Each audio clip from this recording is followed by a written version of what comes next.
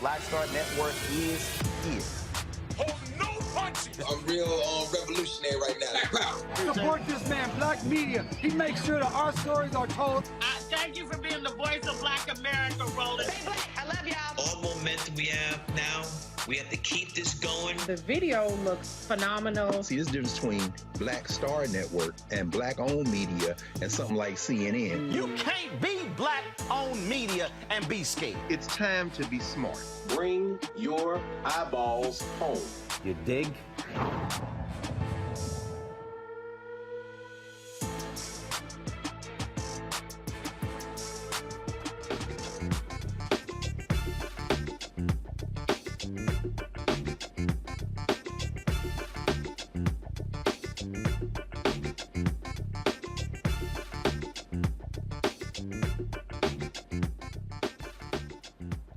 It's Thursday, May 4th, 2023. My name is Reese Colbert. I will be filling in today while Roland is on location at the 35th National Equal Justice Awards dinner in New York City. Roland will be joining us throughout the show. Here's what's coming up on Roland Martin Unfiltered, streaming live on the Black Star Network. We begin with a significant development out of Texas, where the GOP-controlled Senate has proposed a controversial new law allowing the state to overturn elections. This has sparked concerns about the future of democracy in the state, and we'll have all the details in this fast-moving story. Former Tallahassee Mayor Andrew Gillum has been acquitted of lying to the FBI. However, the jury has deadlocked on all other charges against him and co-defendant Sharon Lettman-Hicks. We will break down what this could mean for the former mayor. Tensions are rising in Florida, where 14 protesters were arrested outside Governor Ron DeSantis' office. The protesters were demonstrating against new conservative laws in the state, highlighting the growing divide between activists and the governor's administration. We will speak with the DreamDefenders about their fight to make Florida safe and fair for all. ProPublica's bombshell report alleging deeper financial ties between Supreme Court Justice Clarence Thomas and Republican donor Harlan Crow than previously known. This raises serious questions about the court's impartiality, and we'll have all the latest details. In New York, calls are growing for justice and accountability after the death of a black man who was placed in a chokehold by a fellow white subway passenger. The urgency for action is mounting, and we'll update you on the latest developments. Black Star Network has a brand new show joining the lineup. We'll tell you all about it and much more. It's time to bring the funk on Roland Martin Unfiltered, streaming live on the Black Star Network. Let's go. He's got it. Whatever the miss, he's on it. Whatever it is, he's got the scoop, the fact, the fine. And when it breaks, he's right on time and it's rolling. Best believe he's knowing. Putting it down from sports to news to politics. With entertainment just for kicks, he's rolling. It's on go, roll, roll, y'all. It's Roland Martin, yeah. Rolling with Roland now. He's funk, he's fresh, he's real, the best, you know he's Roland Martin now.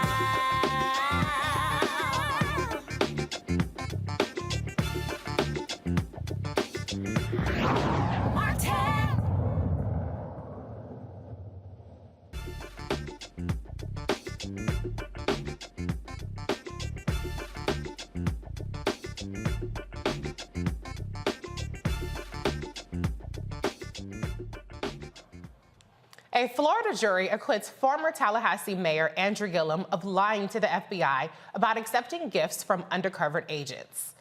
The jury deadlocked on the more severe charges of conspiracy and wire fraud against Gillum and his co-defendant Sharon Lettman-Hicks, related to the misuse of campaign funds. The 12-person jury could not reach a verdict on 1 count of conspiracy and 17 counts of wire fraud against both defendants.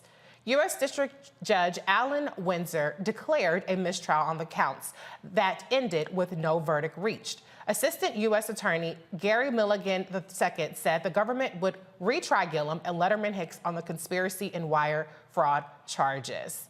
I want to bring in our panel for this evening. We are joined by the wonderful Lauren Victoria Burke of Black Press USA, the esteemed Dr. Nola Haynes, PhD, Georgetown University School of Foreign Service, and Dr. Cleo Mango, social architect and chief advisor of the Black Men's Exchange. Welcome, everyone, to tonight's show.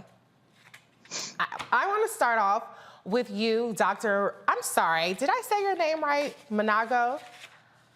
That time you were right, yes. Okay. I'm sorry. It's our first time together, so bear with me. Please correct me.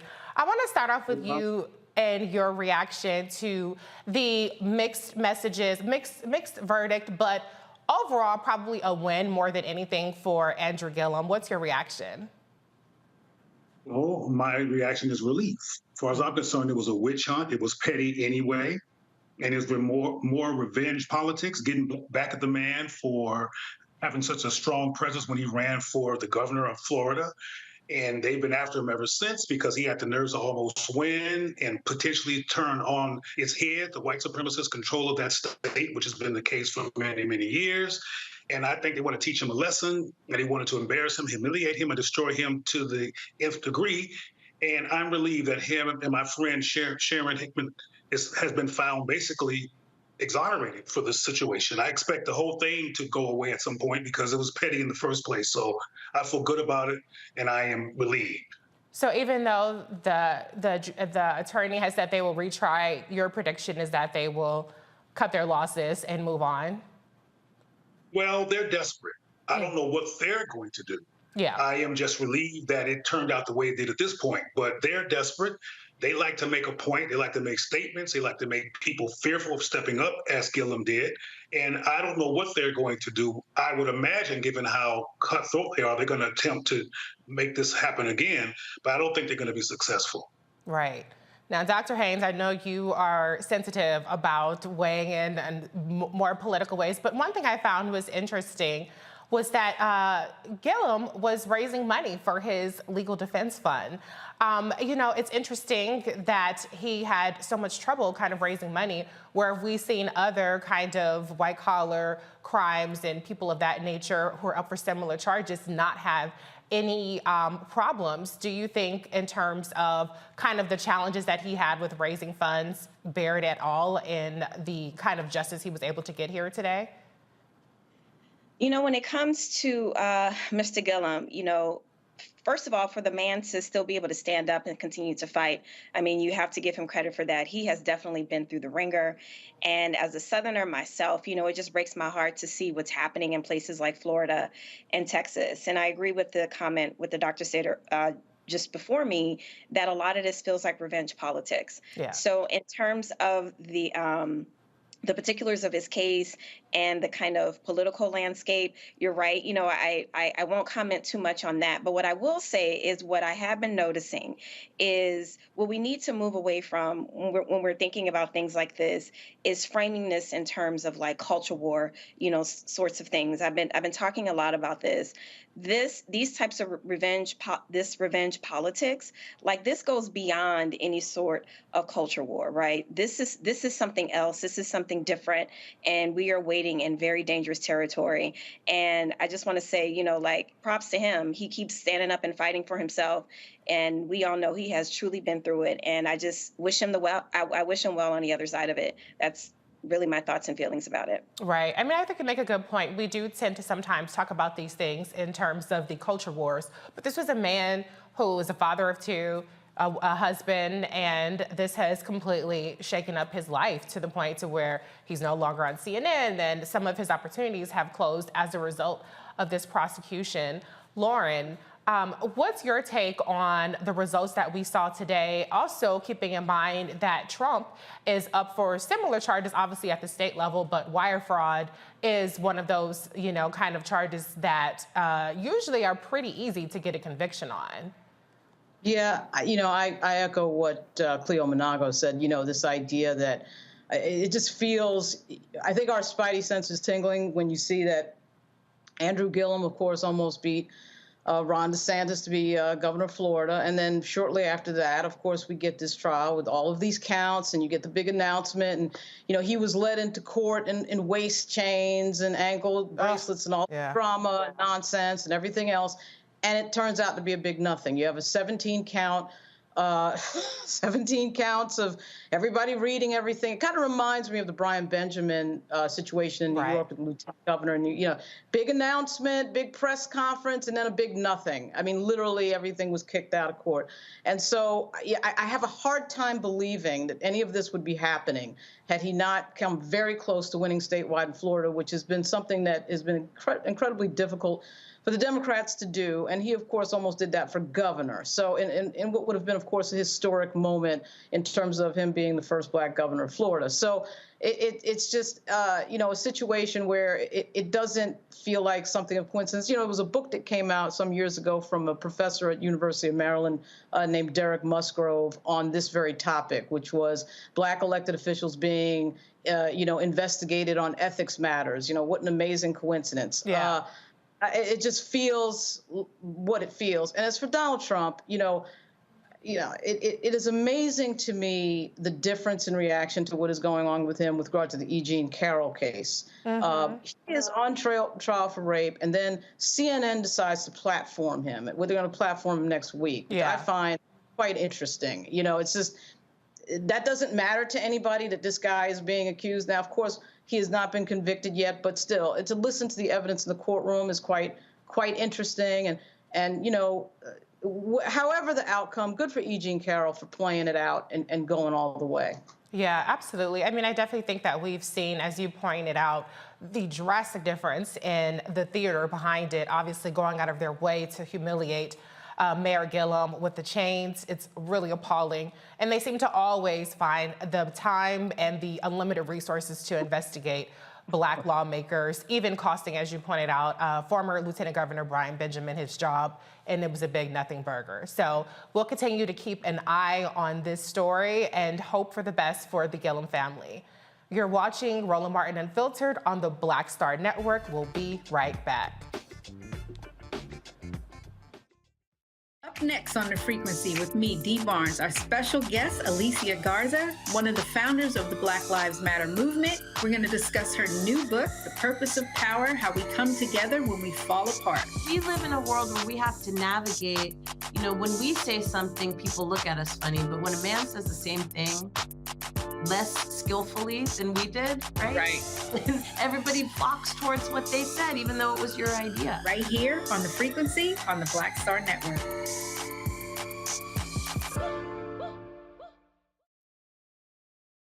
Kevin Hart telling me that. He's like, man, what you doing, man? You got to stay on stage. And I was like, yeah, well, I'm young, thinking, I'm good. And he was absolutely right. What show did you have at the time? This was one-on-one.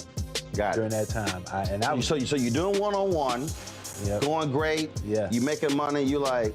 I'm like, I don't need to leave. I don't need to leave from, Wednesday, Thursday to Sunday. I didn't want to do that. It was just like, I'm gonna stay here. Or I didn't want to finish work Friday, fly out, go do a gig Saturday, Sunday. I was like, I don't have to do that. And I lost a little bit of that hunger that I had in New York. I would hit all the clubs, run around. Sometimes me and Chappelle or me and this one or that one, we go to the Comedy Cellar at 1 in the morning. And that was our life. We loved it. You do 2 shows in Manhattan, go to Brooklyn, leave Brooklyn, go to Queens, go to Jersey.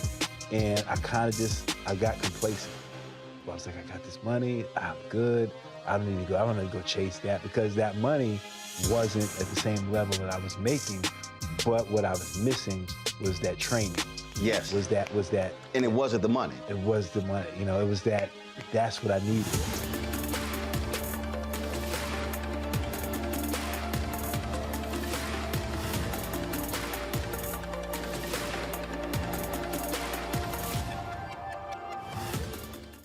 Black TV does matter, dang it. Hey, what's up, y'all? It's your boy, Jacob Lattimore, and you're now watching Roland Martin right now. Yee.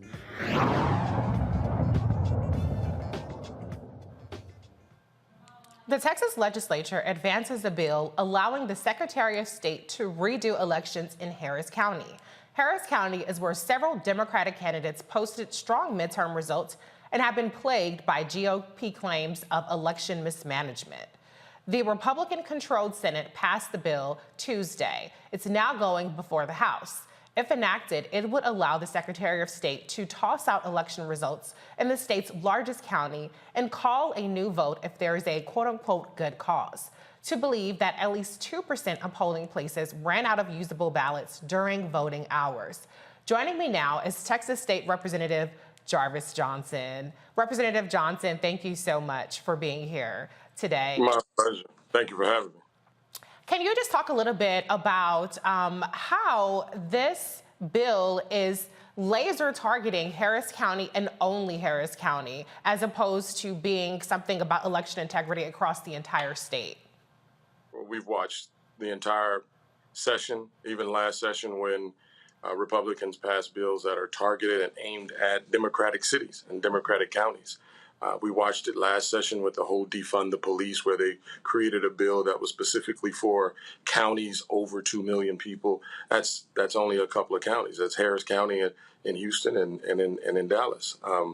Then this year, we're looking at a bill that is simply bracketed for 2.7 million people. That's only Harris County. Now, why are they doing that? Because Harris County is a blue county. We have elected all Democratic judges. We have a county judge that is a Democrat. We have the overwhelming majority of the county courts, the county commissioners are Democrats. And so they're going to target and bracket all of these bills to simply overturn elections that they don't agree with. And that's the most undemocratic thing that can happen in this country, not alone this state, but this country. And everybody should be fearful, because you have people like Governor Abbott and the Republican Party that have chosen to undo the law and simply make unconstitutional laws that simply give them authority to overturn elections that they simply don't agree with. And they're going to make up rules. They're going to make up stories. They're going to, there was no ballots or they ran out of ballots. And when you look at the amount in Harris County, you can vote at any voting poll that is available. So it's not just you ran out of ballots at this poll, so you don't have no choice of voting. You could go to any poll in the county. So this notion is one that I think is it's unconstitutional, and it's a very egregious law that I think is going to be very harmful, not only to Harris County, but you'll start to see consequently in any county where Democrats are the majority. Right.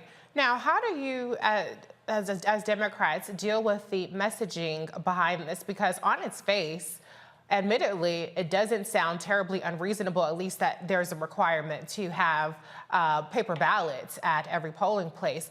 But obviously, the fact that the Secretary of State can then overturn the election is extreme. So how do you really underscore how extreme it is to overturn and order new elections?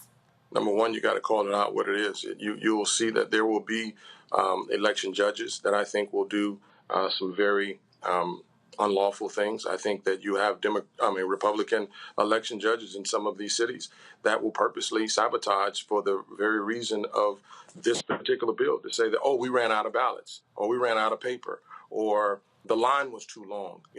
Nobody had a problem when lines in the Black community were wrapped around the block for couldn't vote for 6 hours because that was the only poll that you can go to. That was not a problem. And when the polls closed at 7 o'clock and you still had people waiting until 3 o'clock in the morning to vote, that's not a problem. But when the elections start to be changed, that's the problem. And so the messaging is very simple. They are going to say that this is wrong, and we want to protect all voters. And they're not trying to protect all voters. They're simply trying to make sure that only their votes matter, and only their votes are cast and counted. That's why they have put forth so many bills that incriminates, prosecutes, and the fear of jail time for people who simply make a mistake. There's a bill that was put forth that it creates a felony if someone votes wrong, a felony for a mistake. Mm-hmm. And so that in itself is what I think we're having. And so you're going to find a lot of people that, look, I want to vote, but I don't want to get in trouble. And so the ambiguity, that type of, and that threat is what I think put fear in people's hearts. And I think that's the mission of the Republican Party. And so the messaging is we have to fight back against that. And we have to clearly make sure that people understand that we're not going to just sit by and allow these type of bills to be put forward, because they are very, very targeted. And this is a targeted campaign that they have to overturn elections. This is not a democratic process. This is not an American process. This is done so by what is now becoming the king of Texas, and what we have a government, and making these decisions to say, if it doesn't work for me, then I'm going to change it. And I don't need anybody to stop me. And right now, we're almost there. And unfortunately, his own party is allowing him to do these things without any consequence, because they simply think that nobody outside of Harris County should vote for this, because the bill says 2.7. So why should somebody in rural Texas vote on this bill because it's only bracketed for Harris County. So, but when we're here in Texas and we're in this country, we vote and we make laws that apply to everybody. Everyone should. This is a law that goes across the board. So to the governor and to all those Republicans that want to bracket this, let's make sure it's for everybody. Let's make sure that this rule accounts for the small towns that ran out of paper ballots. Let's account for the any of these areas because it happens over and over and over again. The number of ballots that were not cast or they didn't have paper was for 40 people out of 1.1 million. And they made this big deal. Oh my God, we couldn't vote. Could you have gone down the street? Could you have gone to the next polling place, which is only, a couple of blocks away? Absolutely. I've done it myself. Lines have been long. I've gone around the corner. You can still count the ballot. So I push all the time. All bills and all laws should be equal and across the board. But I will say this. When we make laws in this state, I always say laws apply to everybody, but they're only applicable to some. And we know who this bill is targeting. They've lost the judges. They've elected 16 black women judges in Harris County. And that has blown people's minds, and they're going, we can't let that happen again. And so we're going to overturn it because something had to happen as to why these Democrats are winning. So they're trying to take away our ability to elect democratically elected leaders. Well, I have a question too about just, has there been a different reaction from the citizens of Harris County to this? We've seen Republicans successfully go after absentee ballots, making it more difficult to vote that way, as well as, all of the advances that Harris County made in 2020. There's still time, I would think, to kind of get people really galvanized around this. Have you seen a different reaction to this specific bill than you have in other voter suppression bills that have been proposed? Well, I think but that's the issue. Harris County is absolutely 100% in opposition to this bill. We're opposed to this bill across the board. We're all opposed to this bill. But that's the point. They understand that they can't beat Harris County, so they need the rest of the state.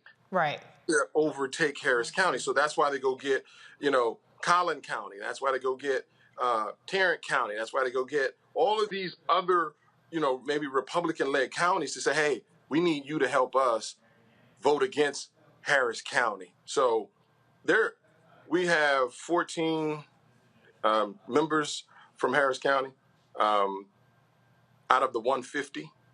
And yet you're going to go and get the other 100 and help me with my math, 126 people to make a decision for the 14.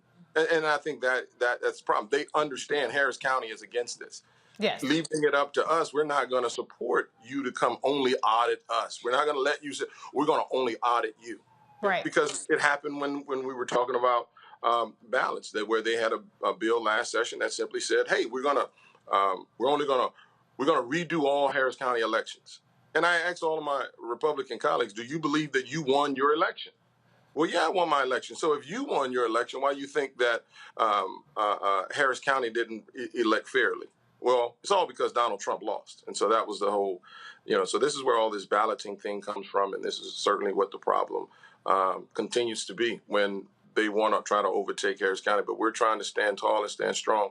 But they're bringing all the resources from all over the state to make decisions simply for Harris County, which is un-American and certainly unjustifiable and unconstitutional. And I think that's a horrible precedent, and we're going to be, and if we allow something like this to happen, I think Republicans and Democrats have to start to look and understand that you have a governor that will pick and choose when and who he decides to go after, who he wants to be the next election. So these elections are not fair. They're not going to be, you're not going to be elected by the people. It certainly feels like an opening salvo to just flat out disregarding election results and hoping nobody notices. We do have enough time to maybe get one or two questions from the panel in. So, Lauren, I'll start with you. Do you have a question for Representative Johnson? Yeah, Reese, it goes back to what you were asking. What is the messaging? How do you respond to this? You're effectively dealing with a Republican Party that, I think it's an open question about whether or not the Republican Party believes in democracy. And so how do you deal with that? Well, they're undemocratic mindset. They tell the lie enough and over again, they'll start to believe it. And they think that this is an American, this is certainly, we're trying to make sure things are fair and due process is followed. No, it's not. It's you're literally trying to overturn an election that was fair, transparent, and open. But the messaging for us on the Democratic side is we have to stand tall and stand strong. But we have to send a message that this is not going to be just Harris County. The people in this county are not going to go away, and certainly the mindsets will not go away. And what we're going to find is that you're going to have a minority of people running the majority of this state. And so we understand this is a power grab. This is all it is. The white Republican, my white Republican counterparts are simply saying, hey, we're losing our base. What can we do? Well, let's start snatching seats. Let's start telling everybody that everybody else is cheating except for us. We're the only ones not cheating. So, but we're not going to look. And I think it goes back to the story you just said about the candidate from Florida. We're only going to look at Democratic counties. We're only going to look at black districts because why? We're not going to look at our own. We're not going to look to see where the cheating was on our side. We're only going to look at you. And that's certainly what they're trying to do, the messaging. So people have to understand it's not if, it's when they're going to come after you next. And so, but we're standing tall and strong. And I have to even tell my colleagues that are Republicans in Harris County that you have a body of people that elected you, duly elected you. And if you're saying that there has been a problem with the election, then you're saying that you were not elected fairly. And so I'm going to ask, and I certainly will put up an amendment that asks that anybody who votes for this will have to resign their seat because they're saying themselves that they were not duly elected, that something, something happened or there was some illegality, something that was illegal that allowed them to win. So if they vote for this bill, then they understand that they are complicit and they're saying to the rest of us that they cheated to get here. Well, Representative Johnson, thank you so much. Keep up the good fight and keep us posted on how this story unfolds in Texas. Thank you so much. Thank you. You guys keep up the good work, keeping everybody informed and educated. Thank you. We'll be right back with more Roland Martin Unfiltered, streaming live on the Black Star Network. Hatred on the streets, a horrific scene, a white nationalist rally that descended into deadly violence. White people are losing their damn minds. As an angry pro-Trump mob storms the U.S. Capitol, we've seen We're about to see the rise of what I call white minority resistance.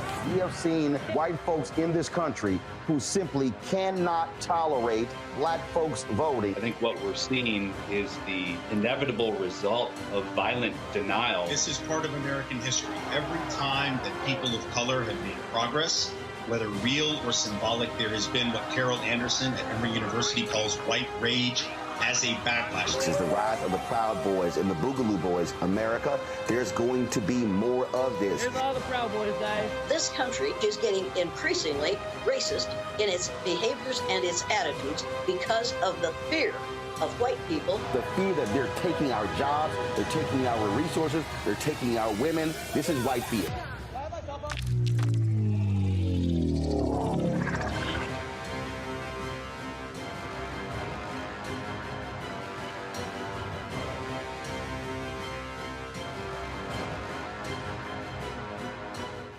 Black Star Network is here. Oh, no punch! I'm real revolutionary right now.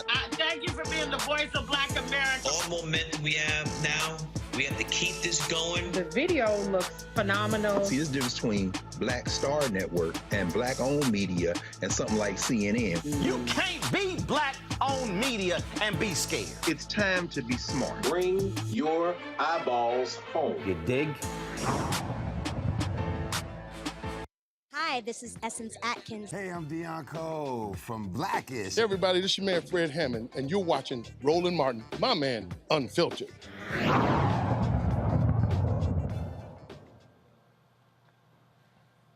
All right, I want to get the panel back in on this story that we just talked about with Representative Jarvis Johnson. Dr. Manago, I'm going to go to you first since I didn't get you to ask a question. What's your reaction to the blatant power grab from the Republicans in Texas?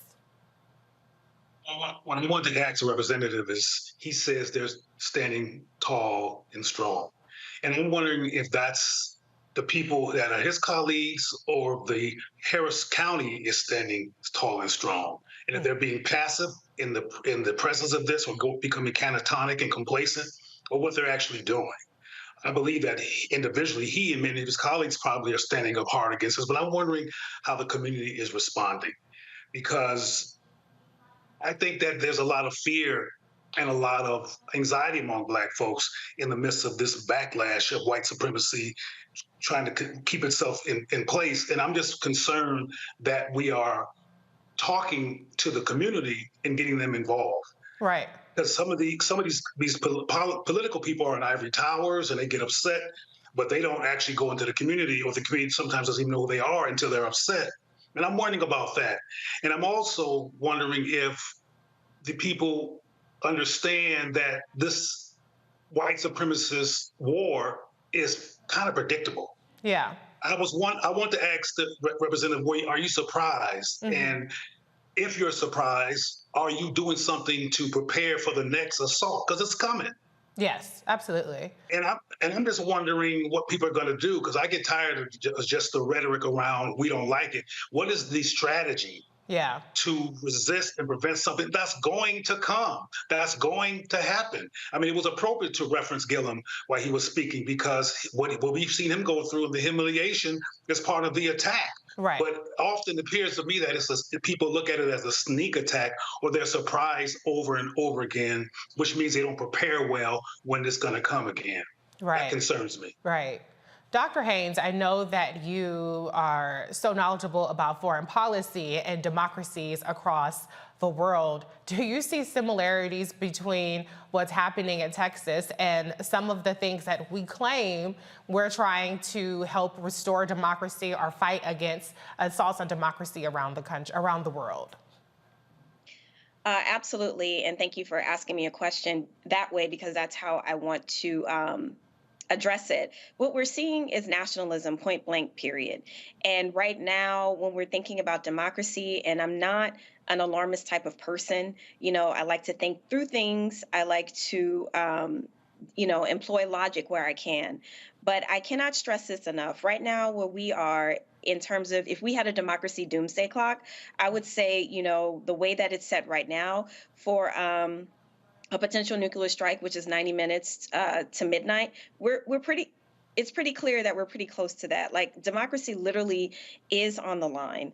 And usually what happens is when you can, things to look out for when democracies are teetering on the edge are things like when laws are manipulated to suit one particular group, right? When laws are being manipulated and other people are being punished through the law. So the manipulation of law and policy, something that means the world to me, is one of the largest growing threats in this country. And it's annexed to nationalism. The types of bias-led policies that we're seeing is rooted in a white supremacist ideal that how dare the uppity Negro, tries to advance in any sort of way. And if you do, you will be punished and humiliated like Gillum. I mean, and we're seeing evidence of this time and time again.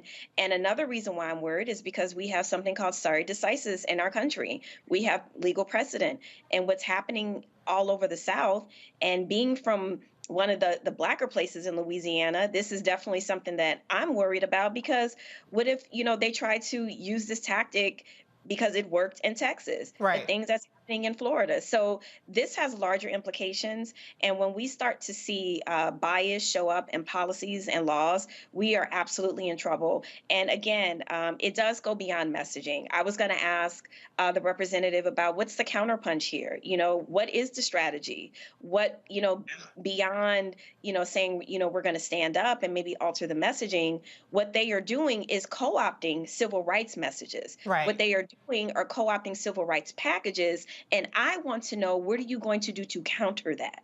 Because like the doctor just said, more attacks are coming. And it's going to be in the form of more policies and laws. Then what? Absolutely. I mean, all of this is connected, right? We saw them expel members that are duly elected in Tennessee. We see them going after student IDs in, for instance, Wisconsin and around the country. We see in Texas now they are trying to essentially give themselves to overturn the elections in one county. It all goes back to what we saw in 2020, where the Trump administration or the Trump legal campaign team attacked voters in Philadelphia, attacked voters in Milwaukee. And so all of these things are happening in plain view, and who the hell is going to do anything about it? Lauren, I want to get you back in on this again, because the reality is this is another escalation in what we're seeing from the Republicans, and we can't out-organize, we can't get Cliff Albright and Stacey Abrams and LaTosha Brown down there and work miracles when the judges can flat out overturn elections.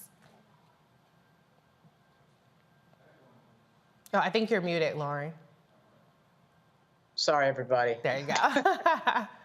Yeah, sorry about that. You know, they're moving extrajudicially without any regard to the way a democracy works. And they're increasing this as they figure out that they're outnumbered. You know, I mean, the fact of the matter is that, you know, their tiki god, Donald Trump, lost to Hillary Clinton by 3 million votes and then lost to Joe Biden by 8 million votes. And they know that, aware of that. So what's scary here is that I don't see a real strategy. In fact, you can't really win a war on different rules. You can't, you know, be playing by the rules and the other side is not playing by the rules. This started, I thought, sort of with the Newt Gingrich era in Congress. And then when President Obama was elected, you saw a clear attempt by the Tea Party to sort of, you know, just basically resist everything that President Obama was doing, obviously. And I think there was a realization within the Republican Party that, you know, we're getting outnumbered, the demographics are changing, and we are not even going to pretend, you know, as Dr. Carr likes to say, they dropped all pretense. Yeah. They are not even trying to pretend that they are trying to play by the rules of democracy.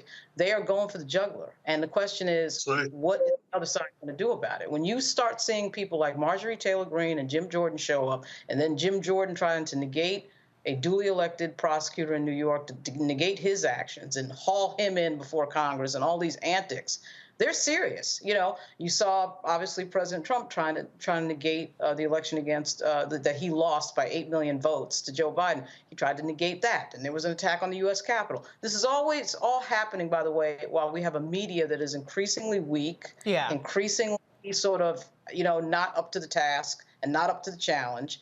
And so it is an extremely dangerous moment. And we all realize what it is. Everybody sees what it is. Everybody knows what it is. The question is, what are we going to do about it? And we haven't gotten to the point where that question has been answered. What are we going to do about it? Well, we have to respond again. Oh, okay. Quickly, before we have to go to a break. Yes, please. This is going back to Gillum and kind of doing a contrast between Donald Trump and Gillum. Mm-hmm. Even though Donald Trump was indicted, etc., the black male image and the black human image in this society has stigma and is sustained. Yes. An attack and sabotage lasts longer in blackface than it does in whiteface. I mean, we knew what a horrendous human being Donald Trump was before he became president. He became president anyway. My concern is that these attacks on black people demoralize black people into paralyzation. And that's why it's important to have conversations like all three of us have said is, what you gonna do? Right. You know, what are you going to do about this? What are you going to do to keep black people from sinking into paralysis and complacency while the war, which has been blatant, is coming? I didn't have a problem with when the representative used the terms like "this is not American." I don't know what that means, because that kind of behavior has been American all of my life. And some people consider me an old man. I don't necessarily agree, but that's what some people say about me. And it's like, this is American. Yeah. Oh, it's as American as apple pie. Yeah, and apple pie, and there's police brutality and the murder of black people in the hands of cops. This is American. So what are we going to do other than being emotionally upset about something? Emotions don't stop a war. Strategies and tactics, and engaging the community and the population and waking them up from complacency and letting them see what's going on, not the approach that the Congress and the Democratic Party keeps taking, which is an eggshell, let's not offend anybody, let's act like there's not a problem that bad going on. The Republicans are being direct, straight up, and present with their agenda, and the Democratic Party and Congress is still sneaking around, allegedly not trying to offend anyone and being raked over the coals, even when they have local elections. Because when they win the local elections, as has occurred in the state of Texas, white people step up their game, and then we get demoralized, and this can be reversed. Yeah, I mean, it's obvious that this whole follow duty, follow process doesn't work when one team is cheating and then the other team, meaning a lot of voters, disaffected voters, disillusioned voters, apathetic voters, aren't even in the ballgame at all. Pretty soon, us begging and pleading for you to vote isn't even going to be an option because you're not even going to be able to vote. So as long as you have the right, you should be exercising that right and exercising that capacity, because they're not trying to take it away for nothing. But we got to head to a break. We'll be right back with more Roland Martin Unfiltered, streaming live on the Black Star Network. When you talk about blackness and what happens in black culture, we're about covering these things that matter to us, speaking to our issues and concerns. This is a genuine people-powered movement. There's a lot of stuff that we're not getting. You get it, and you spread the word. We wish to plead our own cause. Too long have others spoken for us. We cannot tell our own story if we can't pay for it. This is about covering us. Invest in black-owned media. Your dollars matter. We don't have to keep asking them to cover our stuff. So please support us in what we do, folks. We want to hit 2,000 people, $50 this month, raise $100,000. We're behind 100,000, so we want to hit that. Y'all money makes this possible. Check some money orders. Go to P.O. Box 57196, Washington, D.C. 20037-0196. The Cash App is $RM Unfiltered. PayPal is R Martin Unfiltered. Venmo is RM Unfiltered. Zelle is Roland at RolandSMartin.com. Pull up a chair. Take your seat. The Black Tape with me, Dr. Greg Carr, here on the Black Star Network. Every week, we'll take a deeper dive into the world we're living in. Join the conversation only on the Black Star Network. My name is Charlie Wilson. Hi, I'm Sally Richardson Whitfield. And I'm Dodger Whitfield. Hey everybody, this is your man Fred Hammond, and you're watching Roland Martin, my man, Unfiltered.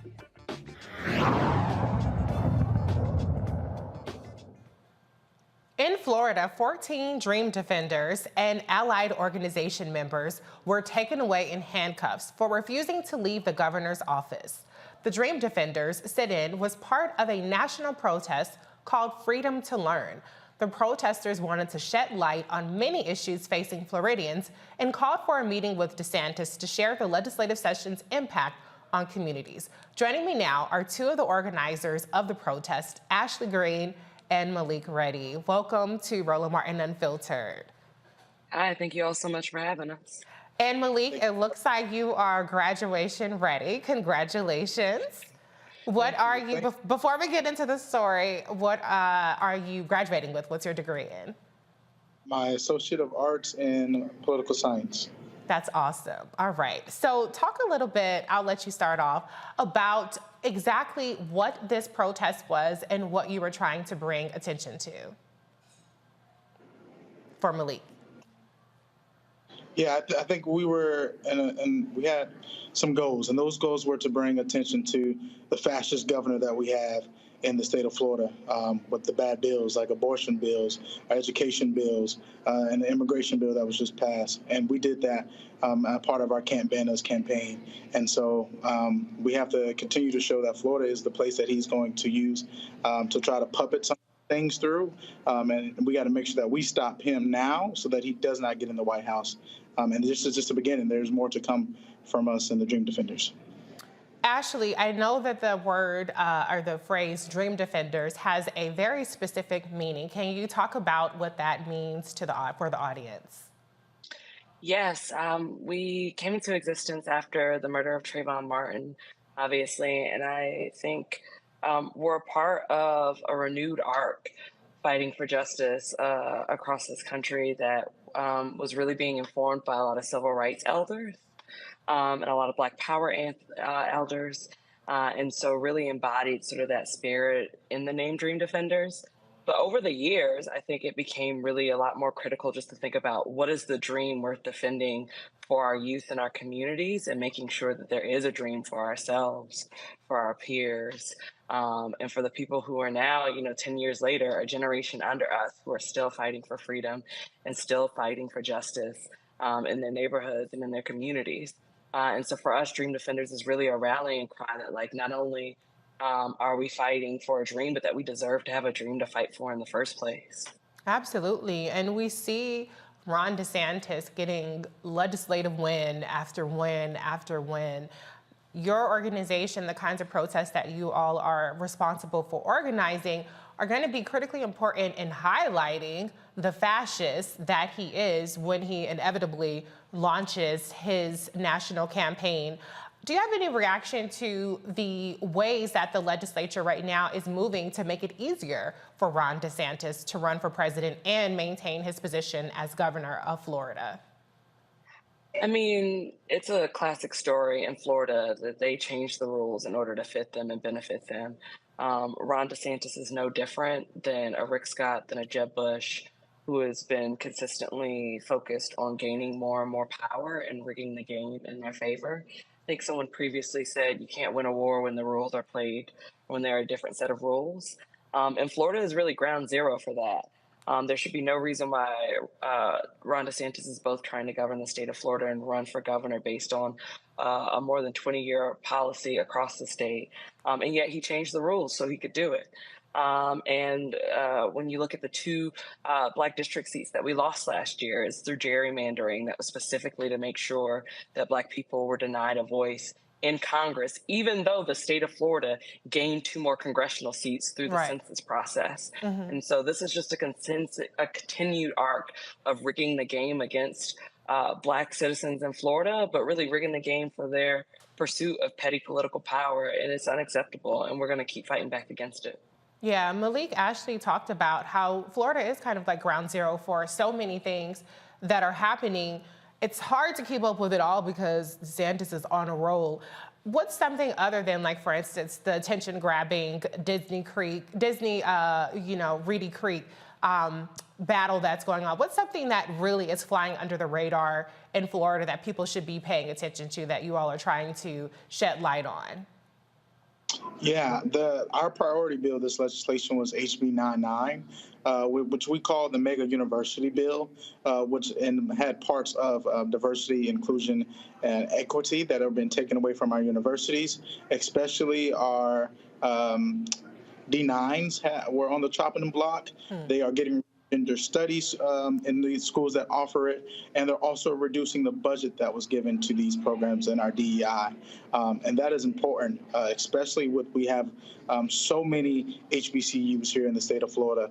And actually, Florida has one of the highest of debtors in the nation. And so as we continue to see these things being rolled back, we got to pay attention. You're definitely correct. And then for me, that is that HB 99 bill, especially I'm about to go to FAM in the fall that's coming up. And I would still want, I would love to go there. I would be a third generation rattler. So, that is a bill that is striking home for me.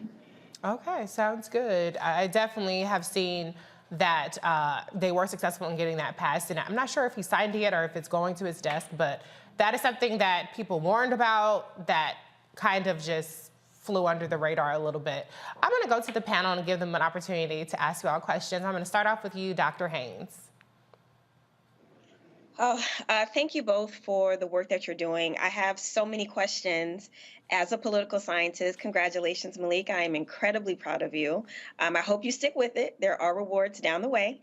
And, I went to UCLA for undergrad, and there are many intersections here in terms of, I remember when DACA was passed. I worked for DEIA programs for many, many years. There just cross cuts across a lot of things that I personally care about. So my question will be very similar to something I was thinking about with the representative from Texas earlier. I love the fact that sit-ins are happening and that there are actual things that are being done on the ground. But in terms of fighting back, say through the legal system or in other ways, what are some of the strategies, if you can talk about them, that you all are doing along with these kind of very strong and symbolic gestures like this sit-in? Yeah, I can start. Florida is a state that I said earlier has been working to rig itself against us for over a generation. And there's a supermajority, not just in the legislature and in the executive branch, but they have rigged the courts in ways that has made a lot of these policies difficult to fight back against. And so we've been consistently filing suit with partners like the SPLC against bills like HB1, which really limited protest rights. We'll be doing the same around some of these immigration policies, around some of the education policies. But the way that Florida has been set up over this last generation has made it difficult to know what avenues and routes we have beyond taking civil disobedience and direct action in order to fight for, justice in our communities. Even when we get things done at the community level, the state regularly preempts local policies and makes those policies inadmissible or impossible to implement. So when we get wage theft ordinances passed, when we get minimum wage policies passed, when we get protective policies passed, the state will come in and actually limit the ability of a municipality to do that. And we'll, can file suit after suit after suit, but we're in a project of trying to build long-term political power here because it is the only solution that we have in a state like Florida that keeps exporting its bad policies across the country.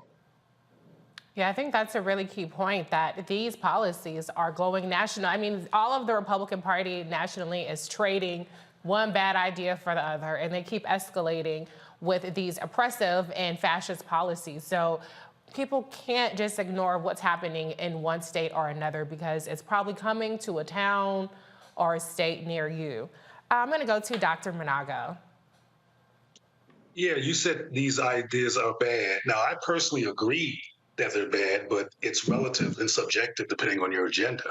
To some people, what's going on is good. So I want to say that because I believe in looking at contrasting perspectives, even if I disagree with them, that they're indeed based on what people think is good for them. And white supremacist control freaks in this country who want to sustain power believe everything they're doing is in the good, it's right, it's justified in terms of what they think should happen in this world. But I have two questions. One is, earlier it was referenced that Florida was ground zero for so many basically problematic things. I was wondering if Biden's cabinet or Biden has addressed Florida and all that it's dealing with to kind of use his position to throw a wrench in the injustice norms that are occurring there. That's one question. The second question is, and it's similar to what I asked the representative earlier, is the community involved as a collective against resisting this white supremacist scorched earth approach to power in Florida? Is it still, or is it small groups of people, or has the community become alarmed? And for example, when they attack Gillum, this is a Florida phenomenon, is the community looking at all of this from a collective perspective, or is it mostly the traditional activist types who are in the streets? I hope you remember my first question about Biden. Well, have you answered that, Malik?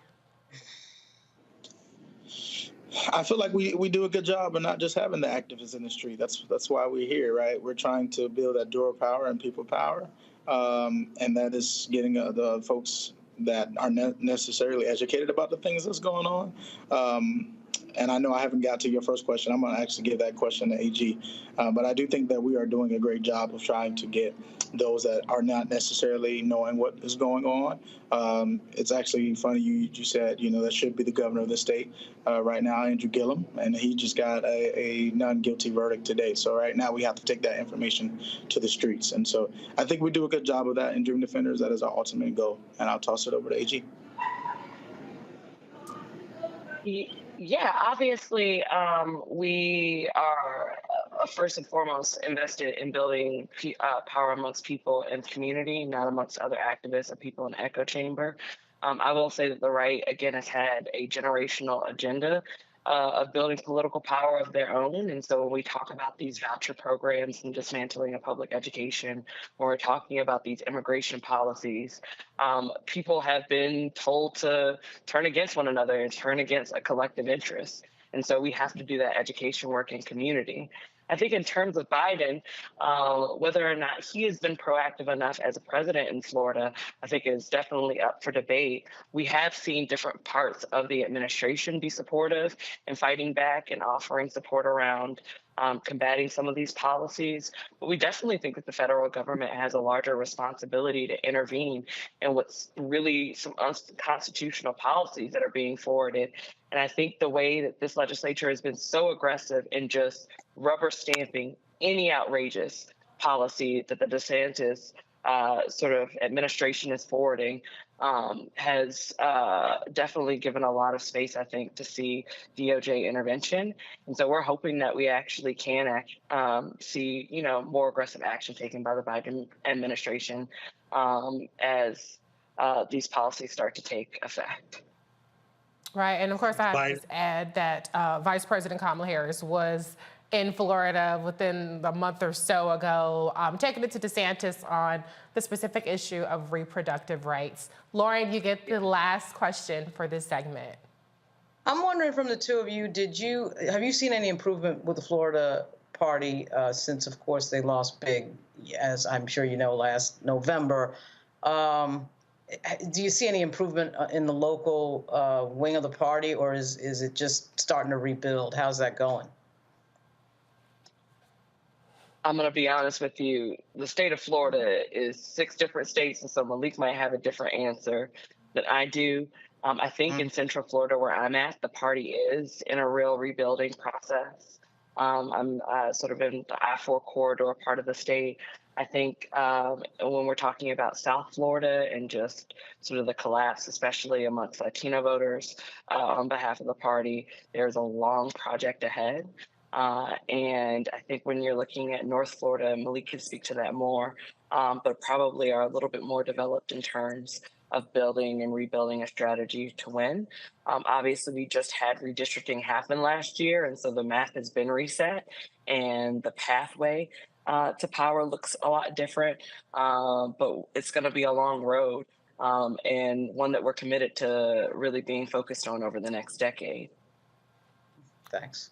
Yeah, Ashley, I think it's so important that you talked about that commitment and the fact that it's a long road, because so often we kind of score wins in terms of our agendas in terms of every 2 years, when and the reality is that Republicans play long game, they cheat when they have to, they bend the rules, and yet as Democratic voters, so often we're looking for a win yesterday. So activists and organizers like you are so critical in keeping us focused on the fact that we have to stay engaged in between elections, irrespective of what the legislative map looks like and what kind of wins the other side is racking up. So thank you so much for your dedication. Florida is very lucky to have you. Thank you all so much for having us. And beyond the party, we know we still have to be in a project of building political power by any means necessary. Absolutely. It's not just about Democratic or Republican. It's about Black political power in particular. Before you go, how can folks follow the work that you're doing with the Dream Defenders? DreamDefenders.org is our website. At DreamDefenders is where you can find us on Twitter, same on Instagram. We're across multiple social media platforms. We're on TikTok.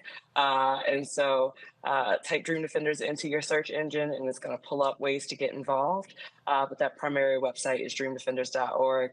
And we are ready not just to take on the fight in the state of Florida, but actually expanding nationally. And so coming to a city near you very soon. All right. Thank you so much, Ashley. We'll be right back with more Roland Martin Unfiltered, streaming live on the Black Star Network. On the next Get Wealthy with me, Deborah Owens, America's Wealth Coach, nurses are the backbone of the healthcare industry, and yet only 7% of them are Black. What's the reason for that low number? Well, a lack of opportunities and growth in their profession. Joining us on the next Get Wealthy is Needy Bartanillich. She's going to be sharing exactly what nurses need to do and what approach they need to take ownership of their success. So the Black Nurse Collaborative really spawned from a place and a desire to create opportunities to uplift each other, those of us in the profession, to also look and reach back and create pipelines and opportunities for other nurses like us. That's right here on Get Wealthy, only on Black Star Network. On a next, A Balanced Life with me, Dr. Jackie. What does it mean to actually have balance in your life? Why is it important and how do you get there? A masterclass on the art of balance. It could change your life. Find the harmony of your life. And so what beat can you maintain at a good pace? What cadence can keep you running that marathon? Because we know we're going to have, high levels, we're going to have low levels, but where can you find that flow, that harmonious pace? That's all next on A Balanced Life on Black Star Network. Hello, everyone. It's Kiara Sheard. Hey, I'm Taj. I'm Coco. And I'm Lily. And we're SWV. What's up, y'all? It's Ryan Destiny, and you're watching Roland Martin Unfiltered.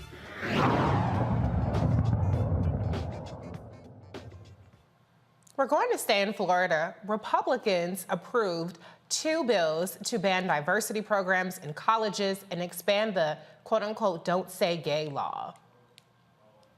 The bills, expected to be signed into law by DeSantis, have sparked criticisms from Democrats and highlighted the divisive cultural issues dominating the state's legislative session. To bolster his conservative agenda and presidential aspirations, Governor DeSantis has driven a hard line against diversity programs in higher education, with the proposed bills banning colleges from using state or federal funding for diversity, equity, and inclusion. According to DeSantis, such initiatives, sometimes called DEI, are racially divisive and have no place in Florida education system. The bills were passed by the Republican supermajorities in the House and Senate, with DeSantis expected to sign them into law soon. These bills have fueled Florida's already divisive political climate. As the legislative session ends, the state's lawmakers remain divided over the direction of Florida's future and the impact of these bills on its citizens. Feels like a broken record here, Dr. Monago, but how does it not feel like outright war against the citizens of Florida with all of the hell that Ron DeSantis and his Republican acolytes are raining down on anybody who is not white, male, and straight? Listen closely so I won't confuse you, because I can talk in ways that can be very, very layered. Earlier I mentioned, did Biden come to ground zero to get the troops excited about their power and what's in their hands in the capacity to resist? I'm aware that Vice President Harris went there to talk about the issue that she raised. But for example, even despite the indictments, Trump is the leading Republican candidate because he uses his image because it's iconic and it can influence. Well, Biden is the poster child, the leader of the Democratic Party. He is the person who is the leader in the one who everybody sees as the most powerful Democrat in the country. So it would be strategically powerful if he agreed with me that what's happening in Florida is not a good thing for democracy, and he could go there and make a statement to fire up people, to get more people to support the defenders and have them come out into the streets to be more resistant and loud about this anarchy that's occurring. So I say that to the Democrats and to Biden, if he's listening, he probably is, that if he really believes that what's happening at ground zero in Florida is unconstitutional and racist and wrong, that he says so. That's a strategy that will wake people up. He got into office during a democratic process, which means that there's millions of people, including in Florida, who voted for him. It's time for him to speak to them. It's time for him to speak to people in Texas. It's time for him to be the president of the Democratic Party, as well as the country, and raise people's ire against this war that's going to continue on us. Those people have a leader, including Trump and others, who are fighting for them from an iconic perspective, not a passive, only congressional or legislative perspective, but they're coming out personally to say, I don't agree with this. Right. Everything that's happening in Florida, including being against the equivalent of CRT, critical race theory, on a local level, the people in the Democratic Party can say something about this in ways that are not passive or quiet or silent and take a stand. That's part of a good strategy to throw a wrench in this stuff. Yeah, I absolutely agree. I mean, I think that it's important that the bully pulpit is used. I know that President Biden was in Florida in February. That was several months ago, so maybe that's not frequent enough travel. But I want to go to you, Lauren, on this because you made the point about the media and the role that they play in giving a microphone, normalizing DeSantis or even a Donald Trump, and tending to not find as much excitement in covering people like President Biden or Vice President Kamala Harris, really taking it to the Democrats. What's your take on how this whole messaging around Democrats being strong enough against DeSantis in Florida? Yeah, the media, to your point there, obviously when you're making money through clicks and view counts and you find that the person that made you money, which was Donald Trump, is gone. And I think this is the dangerous paradigm that we find ourselves in. He's gone, but he may return. And as you can see just from CNN, the media is not interested in anything other than, just like most big, corporate entities, making money. So that I don't know that they're that interested in saving our democracy per se, even though every time you look around, you're seeing some saving our democracy forum. But the fact that they're so not into Kamala Harris and not even really into Joe Biden. I mean, the critical a lot of times of Joe Biden, despite all the stats on how well he's doing on the employment numbers and everything else. The fact is the media wants Donald Trump to come back. That's why we're seeing him next week. That's why there's a town hall with Donald Trump on CNN. I mean, give me a break. It's so obvious what this is. And DeSantis does not bring that same level of excitement. He had that foray that he went on, and there was kind of a shrug of the shoulders from the donor class, and I think to some extent the media class. They're looking for somebody, the media, is looking for somebody that's going to bring the gate, that's going to bring the money, it's going to bring the clicks, it's going to bring... Okay, I think we lost Lauren for a second. Media is racist. So that's the paradigm we find ourselves in. And really, until you throw people out of office, you've got nothing. And on the local level in Florida, that's what has to happen. There are people who have to be thrown out of office. There has to be a forward strategy from those actors on the ground to dismantle who is in charge in Florida on the local level. And then, of course, it goes up from there. But when you run people like Charlie Crist and he loses by almost 20 points, I mean, you can't make those types of mistakes over and over again. You just can't.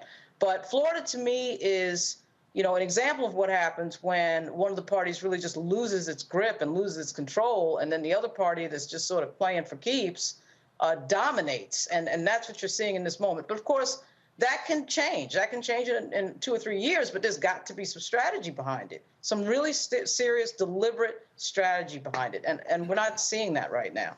Yeah, I mean, Dr. Haynes, I'm going to get you in on this. I wrote, 2 books about the midterms, and DeSantis was dishonorably featured in both of them. They were about how radical Republicans are. And Lauren just mentioned Charlie Crist, who was already governor. He served in the House. He had a pretty robust and I think far more compelling platform, but it doesn't seem like policy and accomplishments are really winning over Democratic voters in the same way that these attacks on non-white, non-heterosexual voters are winning over Republicans. What's your take on how DeSantis was overwhelmingly successful in being reelected with these kinds of focuses that he made the centerpiece of his agenda? Because the central character here is ideology. We're not talking about policy, because if we were talking about policy, then a lot of people wouldn't vote against their own interests. And historically, that's just been the case in this country. When we think about the way that some... Hello? We can hear you. Go ahead.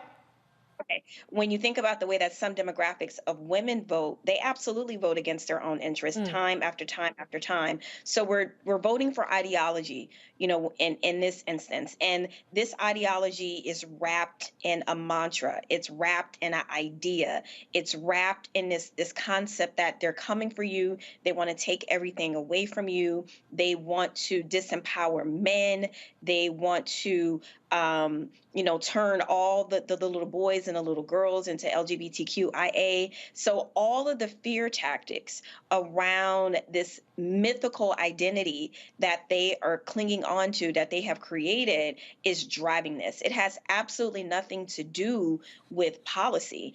And, I'll even go so far as to say that it does have its own logic. If you are constantly concerned with your own demise, if you are constantly concerned that your own power is waning, you're going to do everything within the power you still believe yourself to have to make sure that that does not happen. And that in and of itself is why this is white supremacy. And I want to be very clear about, when I say that, I am not saying all white folks. There's some cool allies out there, absolutely. What I am saying is when you prescribe to the idea that white is superior and must at all costs be in control of all things, that is absolutely white supremacy. And there are people out there that look like us that also traffic in those ideas, that also are, pushing their agenda too. So this thing is layered. And again, as a Southerner, I have a very kind of unique understanding of people who think this way.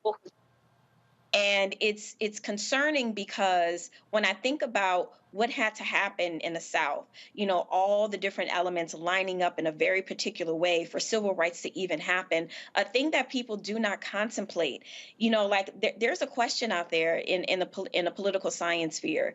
What would have happened if JFK wouldn't have gotten assassinated?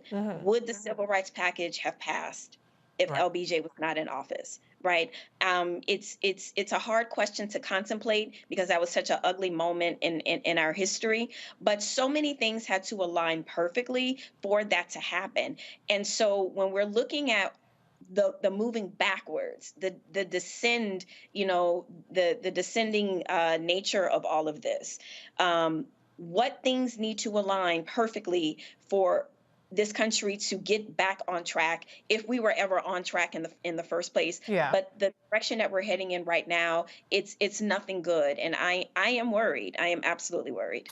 I think for good reason. To Lauren's earlier point, our best bet might be the fact that the media isn't particularly enthused with the DeSantis. He has zero charm, no charisma. He's very awkward. He's not and so I don't think that he's going to capture the hearts in the same way that, unfortunately, Donald Trump has. So that might actually be the best thing the rest of us, people who are sane, have working for us, because he, in my view, is a lot more dangerous than Trump because he's actually competent and he's a lot more craven. So we're going to keep an eye on what's happening with Florida and DeSantis. We'll have more Roland Martin Unfiltered streaming live on the Black Star Network after the break.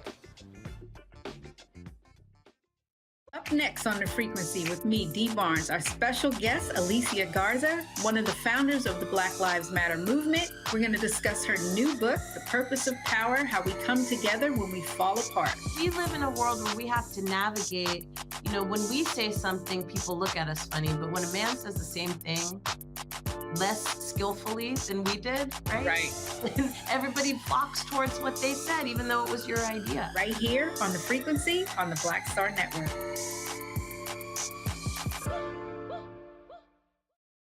On the next Get Wealthy with me, Deborah Owens, America's Wealth Coach, nurses are the backbone of the healthcare industry, and yet only 7% of them are Black. What's the reason for that low number? Well, a lack of opportunities and growth in their profession. Joining us on the next Get Wealthy is Needy Bartanilli. She's going to be sharing exactly what nurses need to do and what approach they need to take ownership of their success.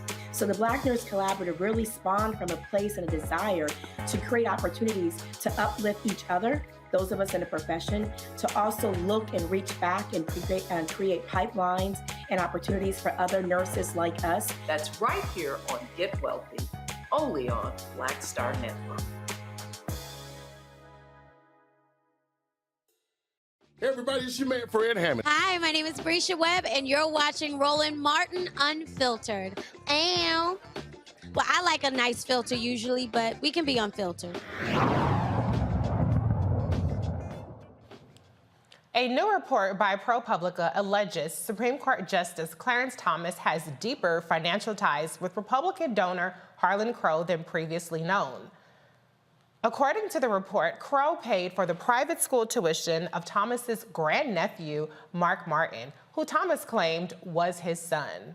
The report claims that in 2009, Crow paid $6,200 monthly tuition for Martin's attendance at Hidden Lake Academy, citing a bank statement and an interview with a former administrator at the school. Crow's office has denied any wrongdoing, stating that the donations were made solely from personal funds and were meant to support at-risk youth through schooling. The report has been seized upon by Democrats pushing for greater oversight and a formal code of conduct for the Supreme Court. However, any legislative efforts to implement such a code will likely face opposition from Republicans who defended Thomas during a recent judiciary hearing. The justices have also resisted proposals for independent oversight and mandatory compliance with ethics rules, instead pledging voluntary adherence to a general code of conduct. All right, y'all. Clarence Thomas is the gift that keeps on not giving. Dr. Manago, I'm going to start with you because this is such a juxtaposition between how all of these resources were devoted to prosecute the now acquitted / mistrialed Mayor Gillum, and yet it's a big shoulder shrug. Obviously, Justice Thomas, doesn't have to adhere to any code of conducts, but it's such a huge difference in the way that these two Black men are being treated, and it's looking kind of like Republican and Democrat to me. What's your take? My take is that this redundant, systematic perspective and activity is boring. That's my perspective. They doing what they do. Yeah. Someone earlier said that people are supporting, I think the sister said that people are going against their own interests. Well, this billionaire was supporting his own interests by underscoring the power and the resources of Clarence Thomas. They're just doing what they do. I mean, what's next? This is how I look at it. Yeah. But I want to say, and I hope it doesn't sound off topic, is that I don't agree that people are voting against their own interests. I think people will have multiple interests. I think the women that voted for Donald Trump, even though he was grabbing body parts, which will remain nameless, were supporting white power because that's their interest. I don't fully agree with Burke when she mentioned that CNN is just chasing dollars. I think that's true, but CNN is chasing dollars and also keeping white power in place and making decisions, including bringing on Barkley and these other people that they now have as their token Black people, to perpetuate a certain white supremacist or a certain apologetic for white supremacist narrative. And it all goes back to different ways of keeping white folks in power, and that's what this billionaire was doing when they supported Clarence Thomas. This issue is going to go away, and we're going to be talking about something else because nothing's going to happen to Clarence Thomas. Oh, well, we know Because that. unlike Gillum, he is steeped in whiteness, and his lifestyle is steeped in whiteness, and he affirms through his behavior and his legislative decisions or his Supreme Court decisions, white supportive legislation. Yeah. So his back is covered. Gillum's was not. Right. Lauren, Dr. Monago called out his disagreement with your statement. Do you want to respond to that? No, I mean, it's all about money all the time. All about money all the time. You know, you saw it the first time Trump showed up. I mean, there's really nothing to see here. It's obvious that what the media does has to do with dollars. That's why I was really surprised actually to see Fox let Tucker Carlson walk out the door, because he was bringing money. And so that was a surprising moment. It couldn't have been because of what they've cited, but the point is, it's just an example that it's not just about money. That's an example that it's not just about money. I mean, I agree with what you're saying, Lauren, that money is in there, but the narrative and the deduction of white people needing to be in power is there too. I mean, they don't have. I mean, you know, Roland used to be on the show, and why they got rid of Roland? Come on now, they want whiteness to be the blanket of consciousness for the United States of America too, at the Caucasian News Network, at CNN. But I mean, to be fair, and I'll let Lauren jump back in because you guys are talking back and forth. If that is the case, Tucker Carlson was literally the poster boy for white nationalism and white supremacy at Fox News. So I do tend to agree with Lauren's position because ultimately, you know, what Tucker Carlson ultimately ended up being is a liability because of the massive settlement that they had to pay out, and they were facing even more, they still are facing more cases against them. So, I mean, we can afford it. And there'll be another Tucker Carlson coming. Oh, absolutely. They have a conveyor belt. And that's the thing.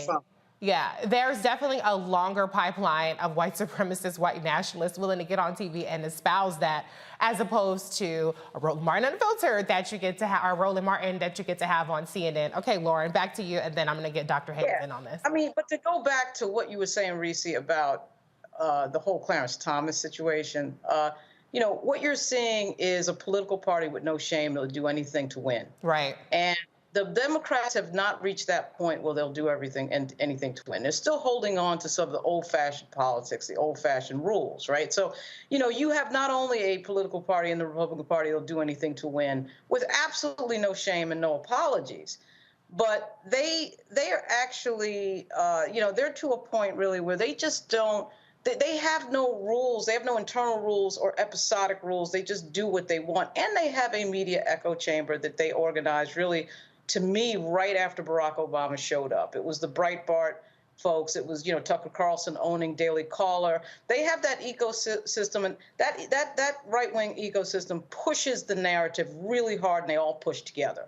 The Democrats don't do that. And frankly, the Democrats have a bigger umbrella of people that they have to please. Right. That's a tricky thing to take care of, right? Yeah. You've got the big umbrella, you've got to please all these constituencies. The Republicans don't have that problem. And so they're all pushing in the same direction. That is why Clarence Thomas can find himself in this laughable situation where, you know, to Roy Wood's point on Saturday night, we have a person that owns a Supreme Court justice. So, you know, I mean, this is just what this is. This billionaire owns Clarence Thomas, and nobody's going to do anything about it. The Democrats aren't going to push hard enough. They're not going to play by a set of rules that's really going to make something, quote, happen.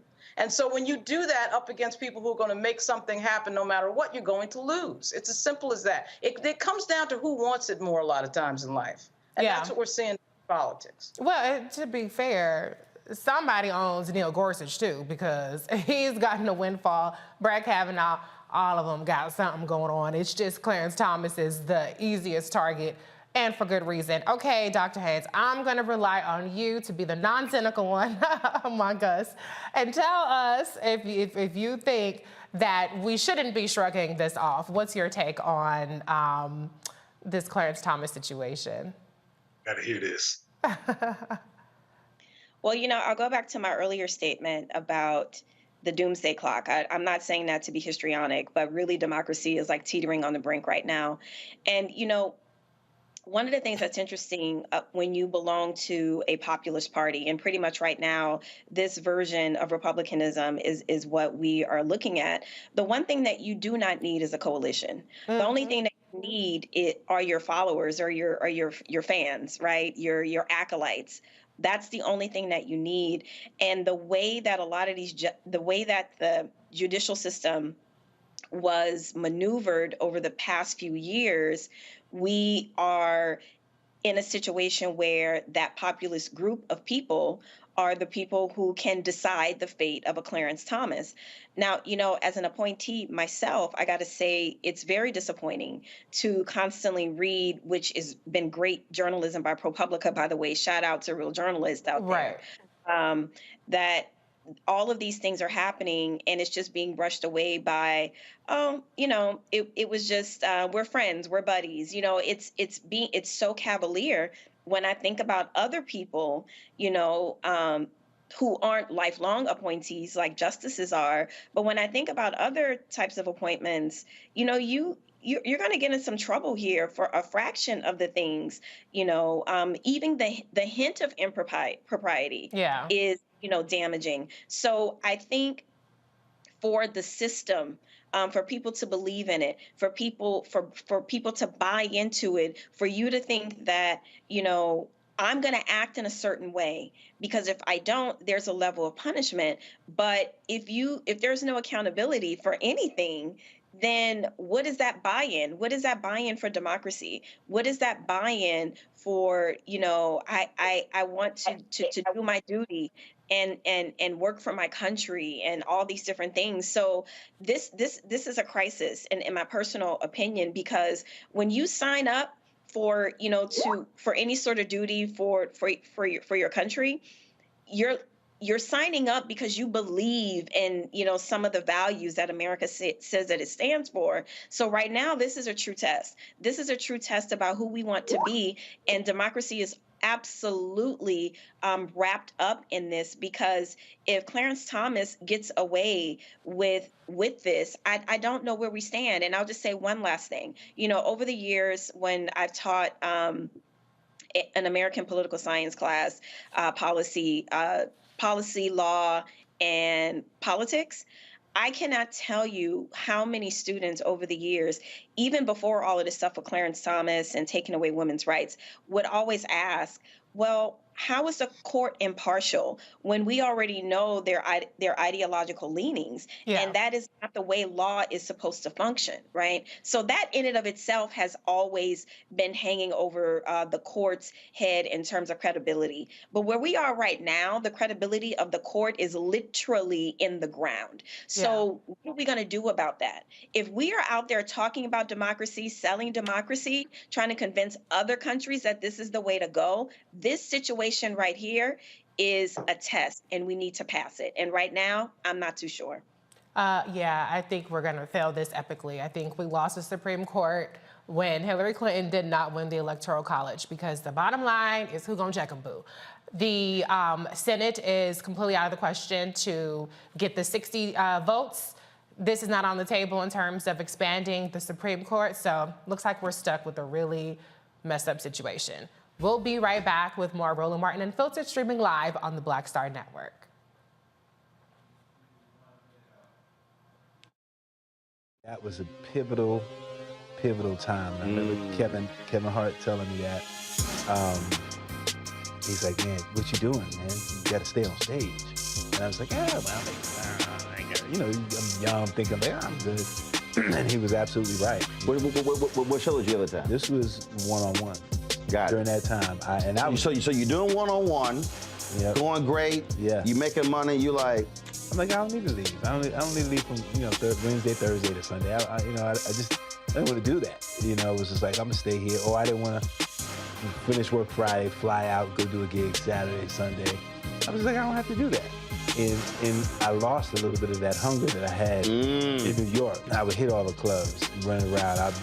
Sometimes me and Chappelle, or me and this one or that one, we'd go to the Comedy Cellar at 1 in the morning. And that was our life. We loved it. You do 2 shows in Manhattan, go to Brooklyn, leave Brooklyn, go to Queens, go to Jersey. And I kind of I got complacent. I was like, I got this money, I'm good. I don't need to go chase that, because that money wasn't at the same level that I was making, but what I was missing was that training. Yes. Was that. And it wasn't the money. It was the money, you know, it was that's what I needed.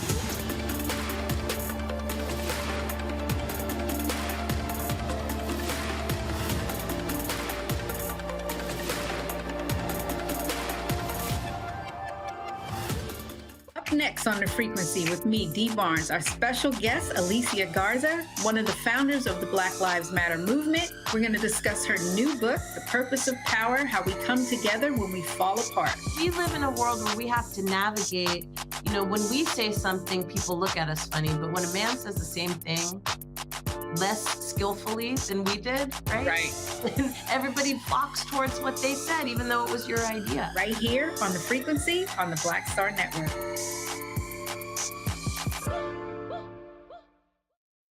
You want me to do something crazy, but I don't know what to do. I'd rather just sit here. Hi, this is Cheryl Lee Ralph, and you are watching Roland Martin, Unfiltered. I mean, could it be any other way? Really? It's Roland Martin.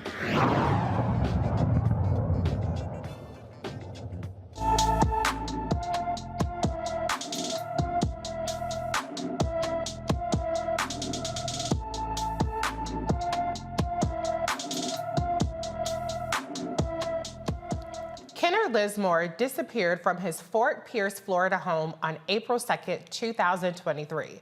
The 15-year-old is 6 feet tall, weighs 155 pounds, with black hair and brown eyes.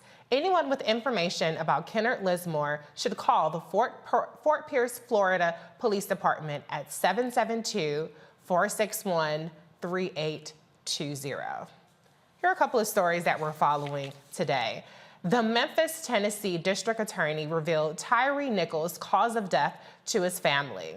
According to the medical examiner's medical autopsy report, Tyree died of brain injuries from blunt force trauma.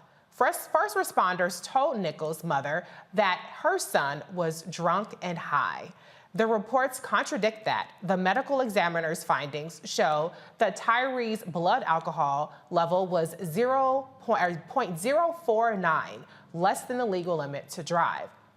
Nichols died 3 days after officers beat him during a January 7th traffic stop.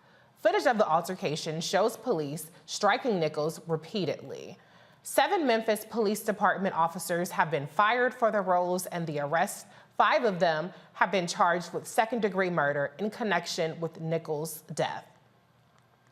A former Alabama sheriff's deputy pleaded guilty in federal court to sexually assaulting a woman while he was on duty more than 3 years ago. Joshua Davidson, a former deputy with the Dallas County Sheriff's Office, confessed to placing the victim in custody and then driving her down a dark road to a desolate area where the woman performed oral sex on him against her will. Prosecutors say the woman reported the assault immediately and said she was scared that Davidson would shoot her if she did what he said. Davidson faces life in prison. His sentencing is scheduled to be sentenced August 25th. The man who had Metro Atlanta on lockdown Wednesday is behind bars, facing multiple charges. 24-year-old Dion Patterson is charged with murder and 4 counts of aggravated assault. Police say Patterson opened fire Wednesday at Northside Hospital Medical Midtown, where his mother had taken him for an appointment. He had fled the scene, causing an 8-hour-long search over several metro counties before being captured.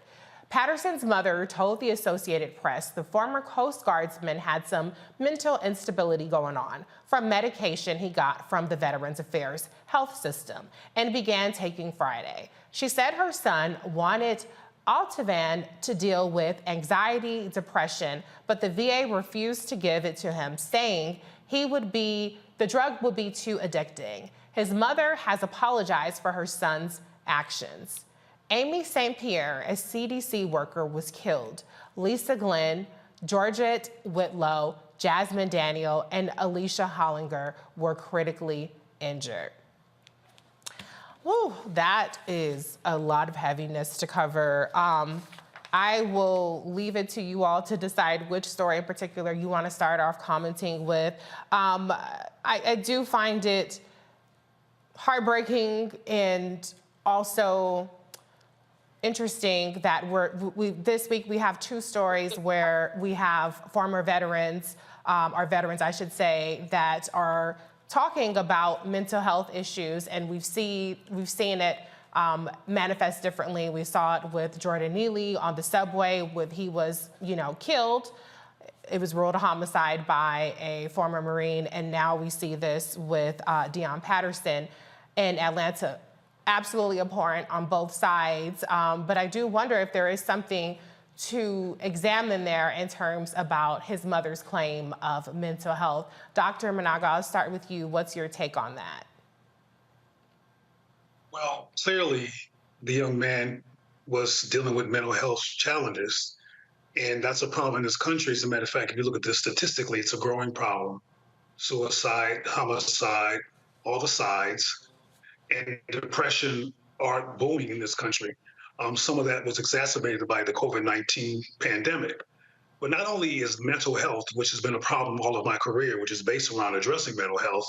I remember being on a panel 30 years ago with the psychologist who was the consultant to the Cosby Show, whose name escapes me, Poussaint. I believe his name was Alvin Poussaint.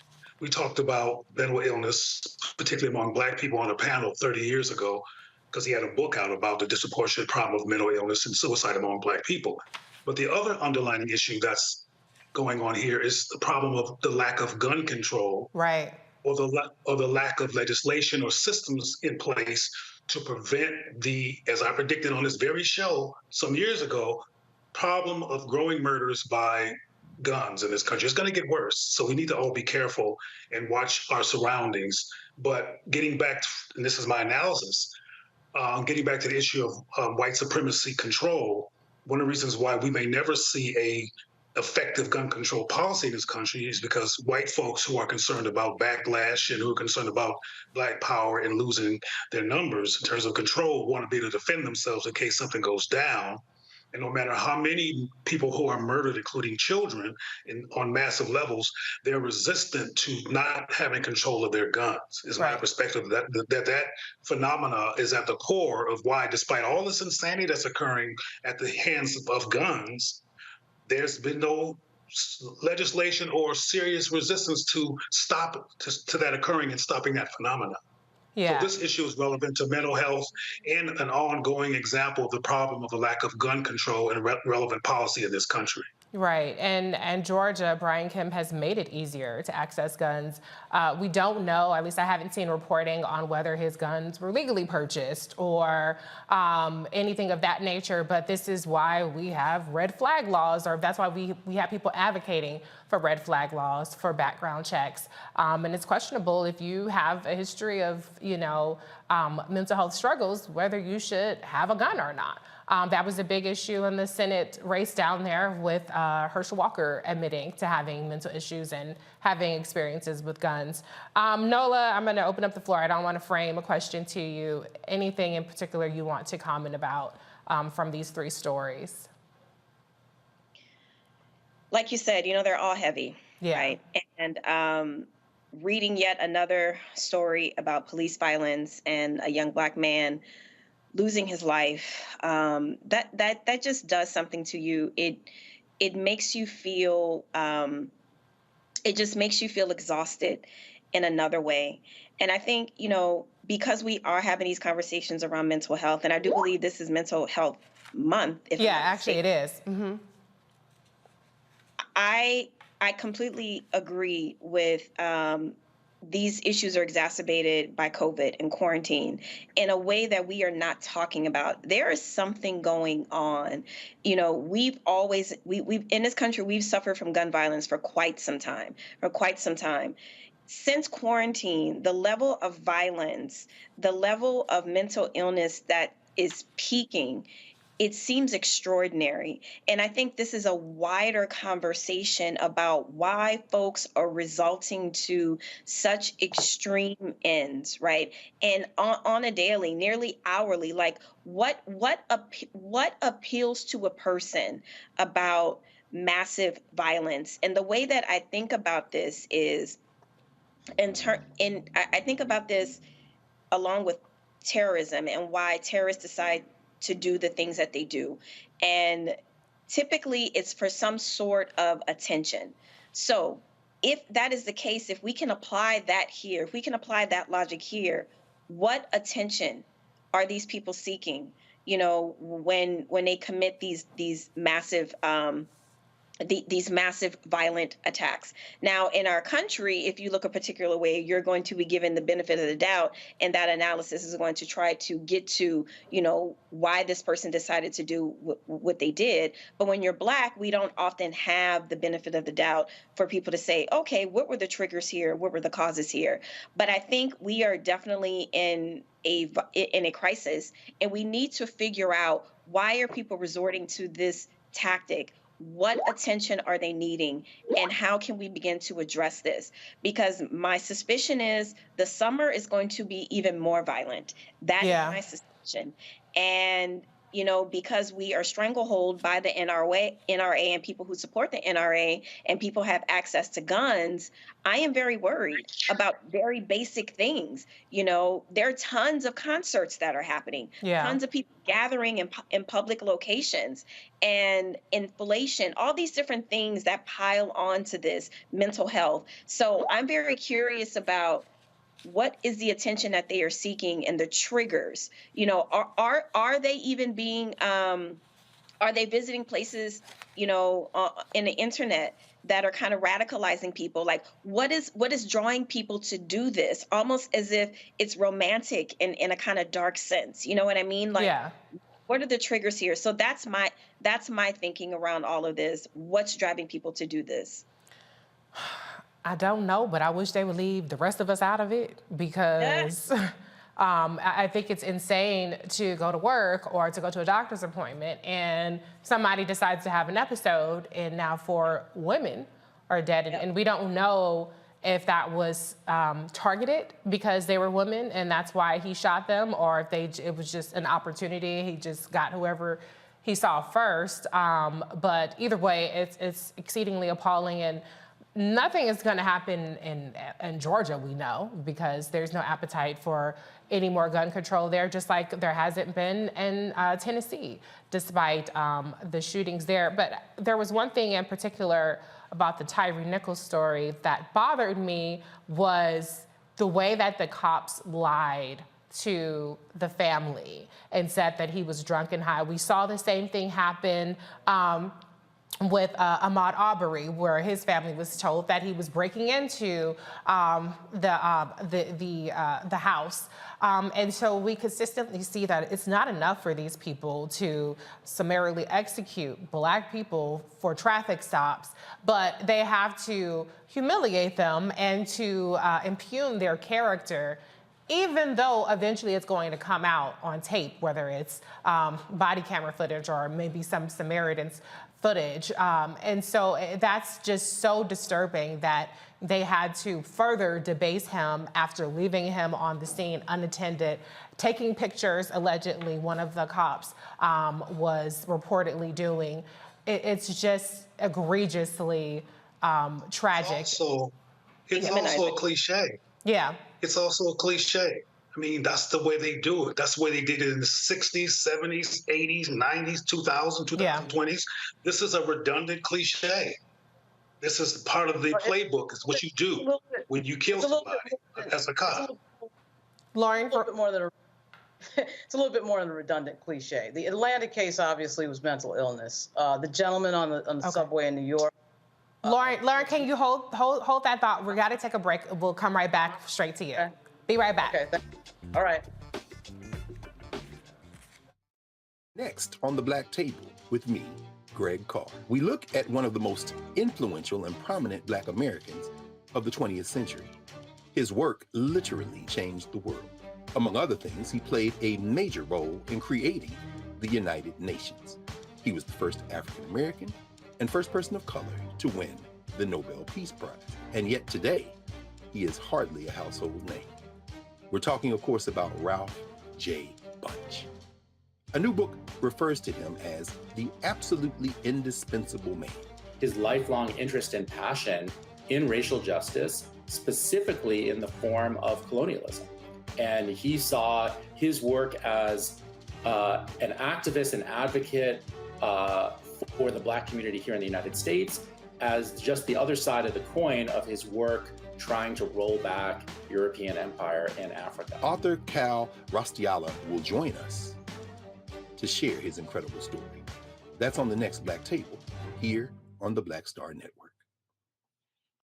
Up next on The Frequency with me, Dee Barnes, our special guest, Alicia Garza, one of the founders of the Black Lives Matter movement. We're going to discuss her new book, The Purpose of Power, How We Come Together When We Fall Apart. We live in a world where we have to navigate, when we say something, people look at us funny, but when a man says the same thing, less skillfully than we did, right? Right. And everybody flocks towards what they said, even though it was your idea. Right here on The Frequency on the Black Star Network.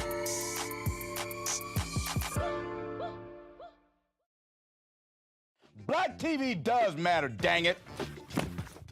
Hey, what's up, y'all? It's your boy, Jacob Lattimore, and you're now watching Roland Martin right now.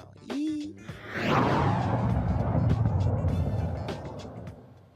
Lauren, I had to cut you off right before the break, but I want to bring you back in to finish your thought. Oh, thanks. Thank you.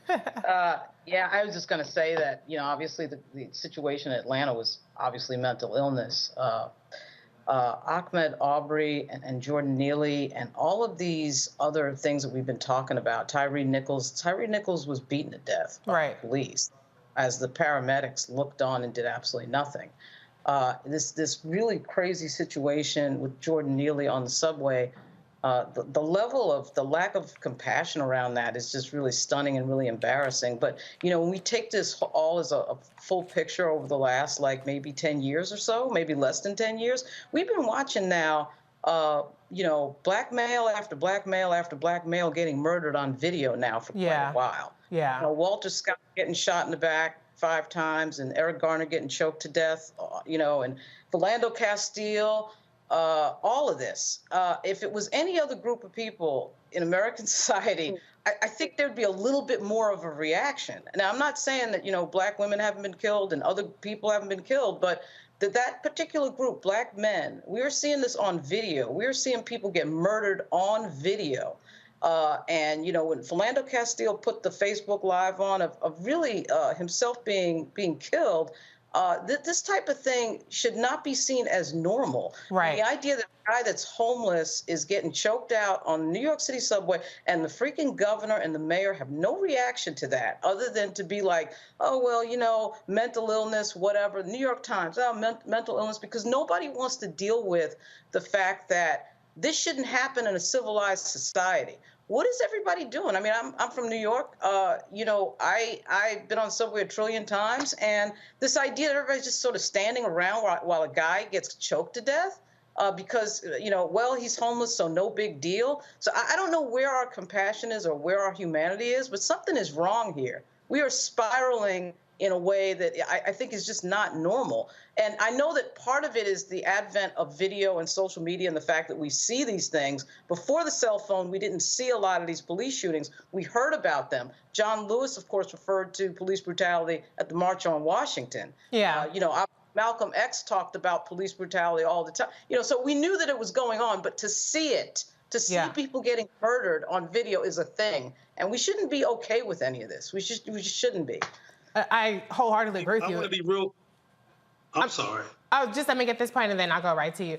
I do agree with you because when it comes to Jordan Neely in particular, the chokehold part was something that we as Black people have been saying we want to get outlawed as part of the Justice in Policing, George Floyd Justice in Policing Act. And there's been rightful dissatisfaction with the fact that that hasn't passed. And then if we see a video of another Black man, this time not by a cop, being executed essentially through the same kind of chokehold that we don't want to have police be allowed to do under any circumstances.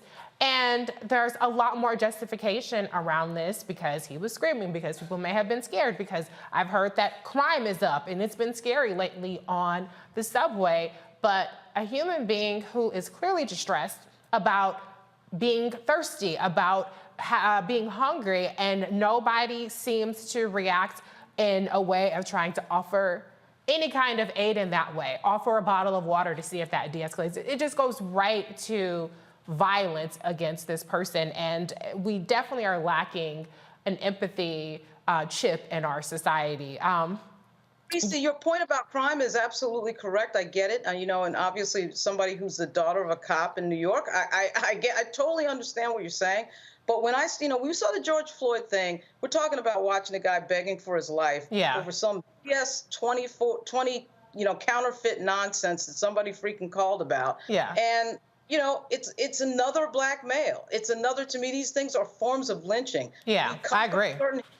And this history repeats itself. And now we're seeing it on video. There's nothing slowing it down. Nobody's saying, okay, wow, we're seeing it on video now, so I guess we should stop doing it. No, we're just seeing it on video, and now everybody's just watching people get murdered and choked out, and we're acting like this is normal, and it sure as hell isn't. Right. So it's a wild thing to think about, you know. Dr. Monago, you wanted to jump in there? Yeah, I want to make clear what I was referring to when I said this is a cliche. What I was referring to was cops lying about what happened as a cliche.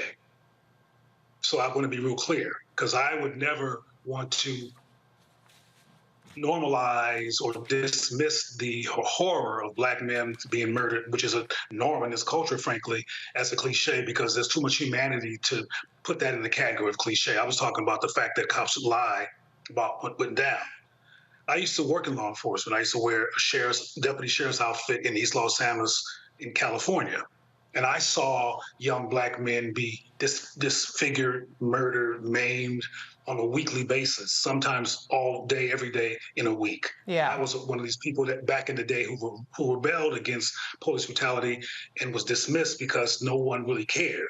I was also alive and well when the first main videotape attack came on television, which was Rodney King. Yeah. And they thought, and people acted, including in LA, acted like that was, oh my God, that's a cliche in terms of a normal thing that happens to black men all the time. And that's why I made the contrast earlier between Gillum and Trump in terms of what they look like, though both of them have been indicted. Yeah. The black man is more dismissible, more dehumanizing, but not just among people who are not black, but among black people too, not because we're deficient or something's wrong with us naturally, but we're trained to be anti-black as well. Somebody used the term earlier that Clarence Thomas was owned. Clarence Thomas has no problem being owned by white people because he has such distaste for black people. Yeah. We have work to do among black people to teach us to unlearn what I call the anti-black trauma trends that we're in as a people, that makes us go into a default short circuit when it comes to successfully, effectively defending black life in this country. Oh, I agree. A moment ago, we've been talking about police brutality forever. When I was a baby and I was looking at the police, at the Black Panthers, that was what motivated them to come into being, was people being murdered by the cops. And there was a guy named Daryl Gates, who used to be the chief of police for LAPD, who was murdering black people left and right, and publicly said it's because we're not normal, which is why we were killed. Then we went on about our business. I'll close by reiterating that there needs to be more focus on waking up black people from what I call the trauma trance, because it's that trauma trance that's getting worse, that's making us go crazy instead of go effective. Yeah. Someone also said that they believe it's attention getting. I think it's implosion based on the dismissiveness of people's capacity to have a critical analysis. People are being dumbed down by the internet. People are being dumbed down by people becoming celebrities based on how many hits they get or whatever. But common sense and intelligence is not really supported. And some people are just going crazy and going off because they're imploding based on a lack of space to express what's really going on with them in a society, where the Republican Party in particular is constantly repressing people's common sense, and the Democratic Party is complacent enough to look like they're co-signing it by the lack of action against it. And I must say one more time that the President of the United States, who's Biden, can step up and explicitly resist some of these things and get some momentum going against them, because he is indeed the President of the United States of this country. And I haven't seen enough of that. Sitting Miss Harris is the same thing as sitting the president. Dr. Haynes, I heard you trying to jump in there. What's your comment? Yeah, I was playing a little bit of double dutch there. I just want to say we can go back historically and we can find photos of literal Black bodies being hung by trees and people standing around as if, that's the Friday night date. So Black death as entertainment has been something that's been entertaining for people in this country for quite some time. And, now that we are in a social science way treated, and what I mean by that is that we are kind of preconditioned in a way. We've been preconditioned to accept a set of things, right? So we have been preconditioned to the violence that is enacted on Black bodies, and I'm not using Black bodies in an academic sense. I mean that in a very real and physical sense that is supported by decades of data. Black bodies, particularly the male, has fascinated and also emasculated other men, right? And so it's something very particular about Black men who just try to live their very best lives without, people trying to harm them, are threats because other people have made them threats because of their own inferiority complexes, whatever they may be. And Black men can also have those same inferiority complexes against other Black men. So that's one historical point that I want to make. Throughout history, you can go back and see photos of Black people hanging from trees and white folks gathering around as if it's a picnic, right? So This is an extension of that. And because we see it over and over and over again, that's the treatment part. We are desensitized, and that's dangerous because you're like, oh, another one. Oh, another one. Yeah. Oh, another one. And that's problematic. And so the last thing that I'll say really quickly here is, until there was a substantial drug problem with meth in suburban white areas, people started to care about the drug epidemic that was happening in this country. When it was crack, people did not care, right? But when it was meth and when it was other drugs, people started to care. So we're in this weird situation where even little white kids that are being murdered, guns are still out there. So what's going to happen if little white kids are being murdered, but guns, it's still perfectly fine for any and everybody to be able to get a gun? What does that say about Black folks and other folks of color in this country when even little white kids that are being murdered isn't enough for gun violence to cease in this country?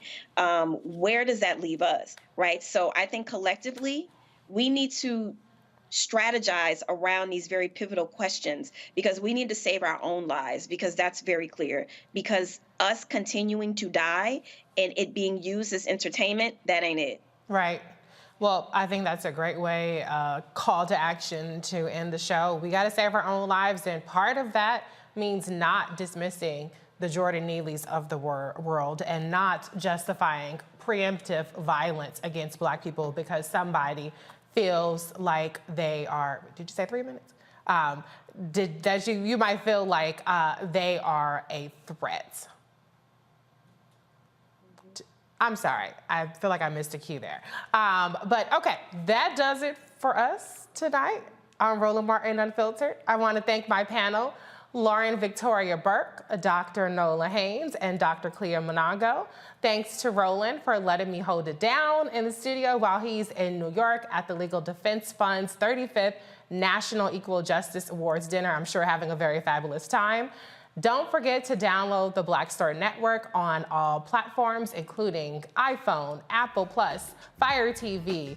Don't you dare go anywhere. Black Star's newest show, The Frequency with Dee Barnes, the legendary hip-hop journalist, is coming on next. Dee talks to one of the Black Lives Matter co-founders, Alicia Garza, about her latest book, The Purpose of Power: How We Come Together When We Fall Apart. The Frequency with Dee Barnes starts right now.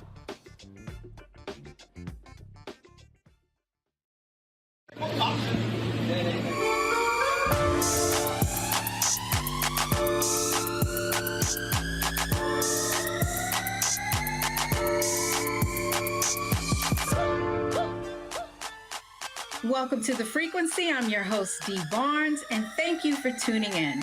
All right, we have a special guest for you today. This conversation is going to be so good. It's about the purpose of power. And who do we have? Alicia Garza. You know that name because she is one of the co-founders of the Black Lives Matter movement. And we're going to talk about this book and organizing and all kinds of organizations and how do we gain power. And right now on the frequency, welcome Alicia Garza. What's up, sis? Hello, my love. Thank you for having me. It's good to see you. Great to see you too. And thank you for taking the time. I appreciate you. I have to talk to you about your book, The Purpose of Power. But first, I want the audience to get to know you a little bit more. Where did you grow up?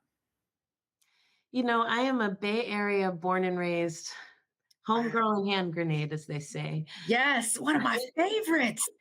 I love that title, Sonia Sanchez. Yes. Right, giving homage to our sister. That's right. Yeah, I'm born and raised in the Bay Area. I grew up for the first part of my life, well, all my younger life in Marin County, which is like north, I think, of San Francisco. It's on the other side of the Golden Gate Bridge, right in between the Golden Gate Bridge and the Richmond Bridge. And then I lived in Oakland for about 20-something years until I recently moved to the state of Georgia. See, these are rich cultural cities that you're in, deep, deep, deep in the community. Definitely. So what led you to your path to become an activist? You know, I would say that my initial kind of path here was through my mother. I don't think she meant to do it. Right. I don't think she meant to do it, but a couple of things. One, my mom used to tell me to look up everything, right? I remember one time she brought me home a t-shirt. My mom loved free stuff. Yes. She brought me home a t-shirt from the 7-Eleven and it said free Kuwait. And I was like, what's Kuwait? She was like, look it up. And this was like before the internet. I was just about to say that. My mom did the same thing. She brought those, remember the encyclopedias? Yes. And we had to buy your Google. Because she got hers at the garage sale, right? So yes, I was looking it up, like, where's Kuwait? And I would learn about the conflict happening there. But really, there's like an ethos that my mom really, I think, embedded in me, which is that everybody deserves to live with dignity. My mom would say hello to every Black person she ever saw anywhere. And if I didn't say hello to, she would pop me one, you know, and remind me, you always got to say what's up to our people. Because we live in a world where our people are not respected and not even acknowledged. And so I'm going to be a part of that. And also, you know, I'll be honest, my mom, for the first part of my life, was a single mother. And she raised me until I was about 4 with her twin brother. And so my mom would work during the day and my uncle would work at night. And my mom talked to me a lot about how hard that was. She talked to me about how child support really didn't cover much and you had to fight for every 10 cents of it. And she really also talked to me about, you know, the importance of making good decisions with good information, right? She did not tell me anything about birds and bees. I never heard stork stories. She was like, sex makes babies and babies are expensive. Right. I love that. I love the fact that mothers in particular, especially single moms, they have to, they're so truthful. They don't have time for the fairy tale. Because they're so entrenched in the reality, you know what I mean? My mom instilled the same thing into me with speaking to people, especially speaking to our people. And sometimes because of the world and everything that our people have gone through, there's that shield, that wall, you know, that defense mechanism. And it's always so disarming when you do speak to them. That's right. They're like, oh, hey, why are you talking to me? Right. Yeah. Why are you talking to me? Or it's like, oh, hey, I guess it's like, I can let the shield down a little bit, you know? That's right. I have to get into your book now because I feel like that was your upbringing, was your path to write this. Am I wrong or am I right? You got it. You're right. The Purpose of Power. I love it. As you can see, I have all my, my little stickies in it. It is amazing. I mean, first of all, I admire anyone who writes a full book. Yeah. You know what I mean? How did you get there? Like, how did you manage to go from beginning to end? You know, it's really funny. I have a few girlfriends right now who are writing books and they're trying to finish, and they're in the part of book writing, which I call just being in the tunnel. Yes. And you're like right in the middle of it. You can't see the light at the end and you can't see where you came from. You're just right. And you have to just keep digging and have faith that there's light on the other side. You know, one of the things that really inspired me to write this book, obviously, was my mother. Mm-hmm. But in addition to her, because my mom always loved my writing and always wanted me to be a writer. Nice. Which, you know, I had to, after she passed away, I didn't think I was going to finish the book. And I just knew, like, I got to do this for Mom. She would be very disappointed if I quit in the middle. But there was also like a political imperative for me. And, you know, we were right at the precipice of a major election in this country where we could have made some decisions that were permanent, right? Right. And I'm, of course, referring to the election between Trump and Biden. Yes. And really, it's not a party thing. I you know, I mean, like many Black people, I do what I think is in my best interest. Right, of course. I mean, most people do. Right. But for me, you know, what I was looking at was the movement perspective. And, you know, there's not a lot of books on organizing. There's a lot of things that are retrospective and look back, and they're coming from the outside, right? These are people who study people who did the thing.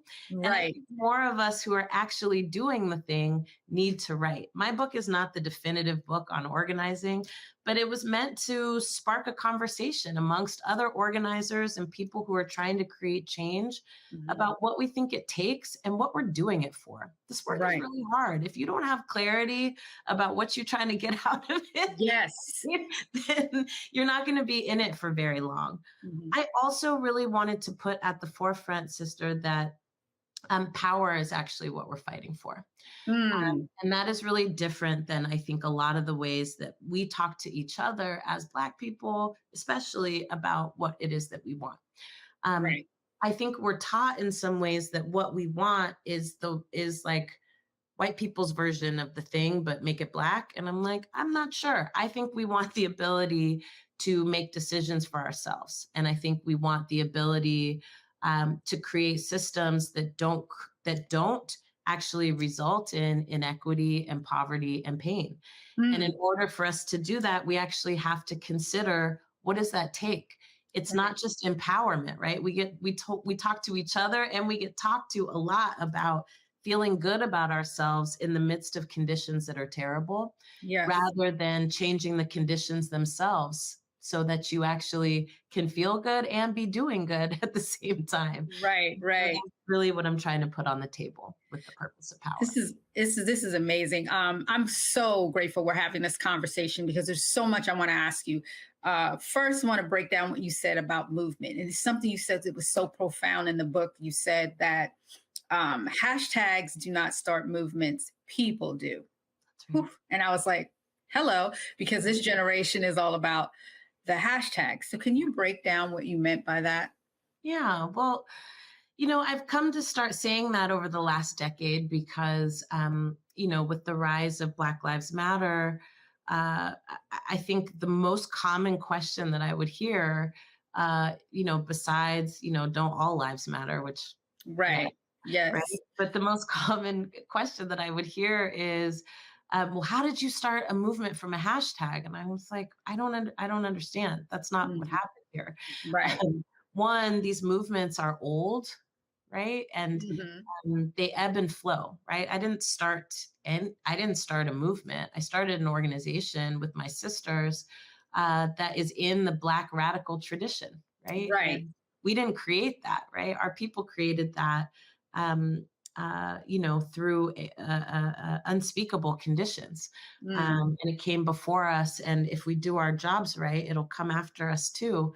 But we'll be winning things that have us able to fight for other things, right? We can have new problems to solve instead of trying to keep chipping away at these old and the ones. same problems. You know how the same problems the generation before us had, and it reminds me so much of James Baldwin. Exactly. When exactly. How long do we have to wait for the progress? How long must we wait? How long must we wait for the progress? I'm just, it's profound when you say that you're chipping away at something that we're still dealing with. We're still dealing with it. Okay, listen, we're going to take a break. When we come back, we're going to go more into what we're still dealing with right here on the frequency on the Black Star Network.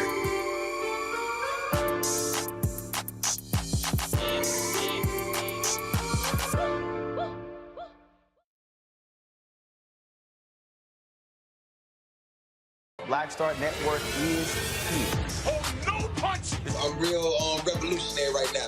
Thank you for being the voice of Black America. All momentum we have now, we have to keep this going. The video looks phenomenal. See, there's a difference between Black Star Network and Black-owned media and something like CNN. You can't be Black-owned media and be scared. It's time to be smart. Bring your eyeballs home. You dig?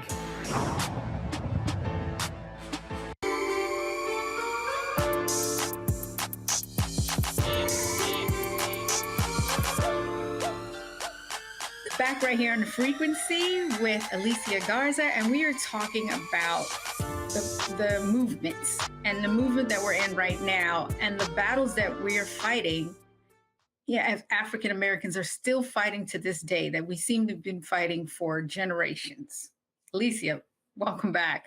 When you said that, like I was just telling you, it made me want to laugh and cry at the same time, because why do you think that the progress is taking so long? We've sent out this message over and over again.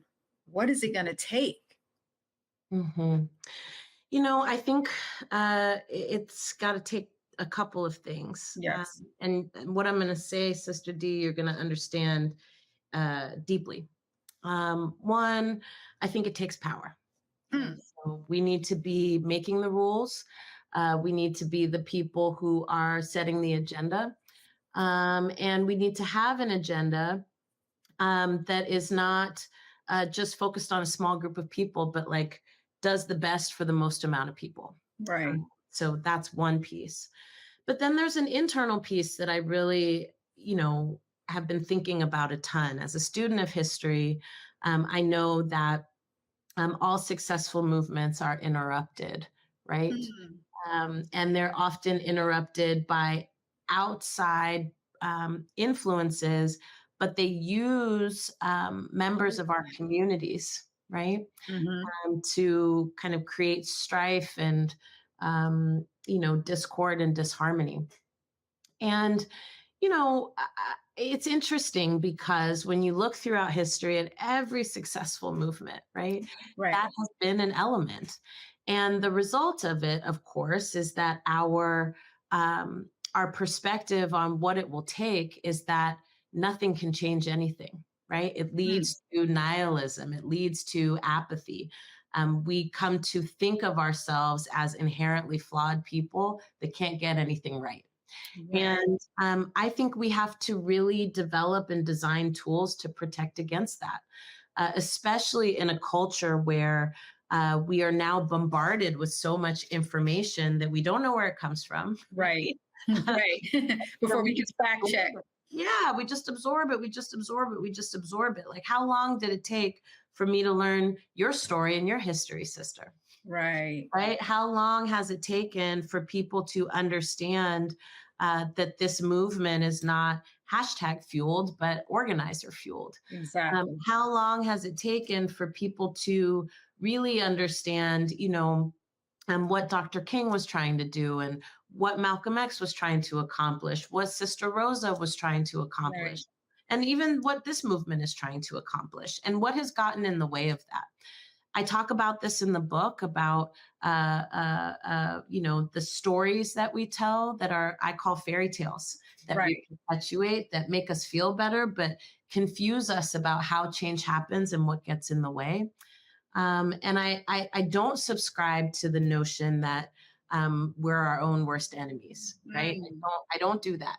Okay. But what I will say is, if we really about this life,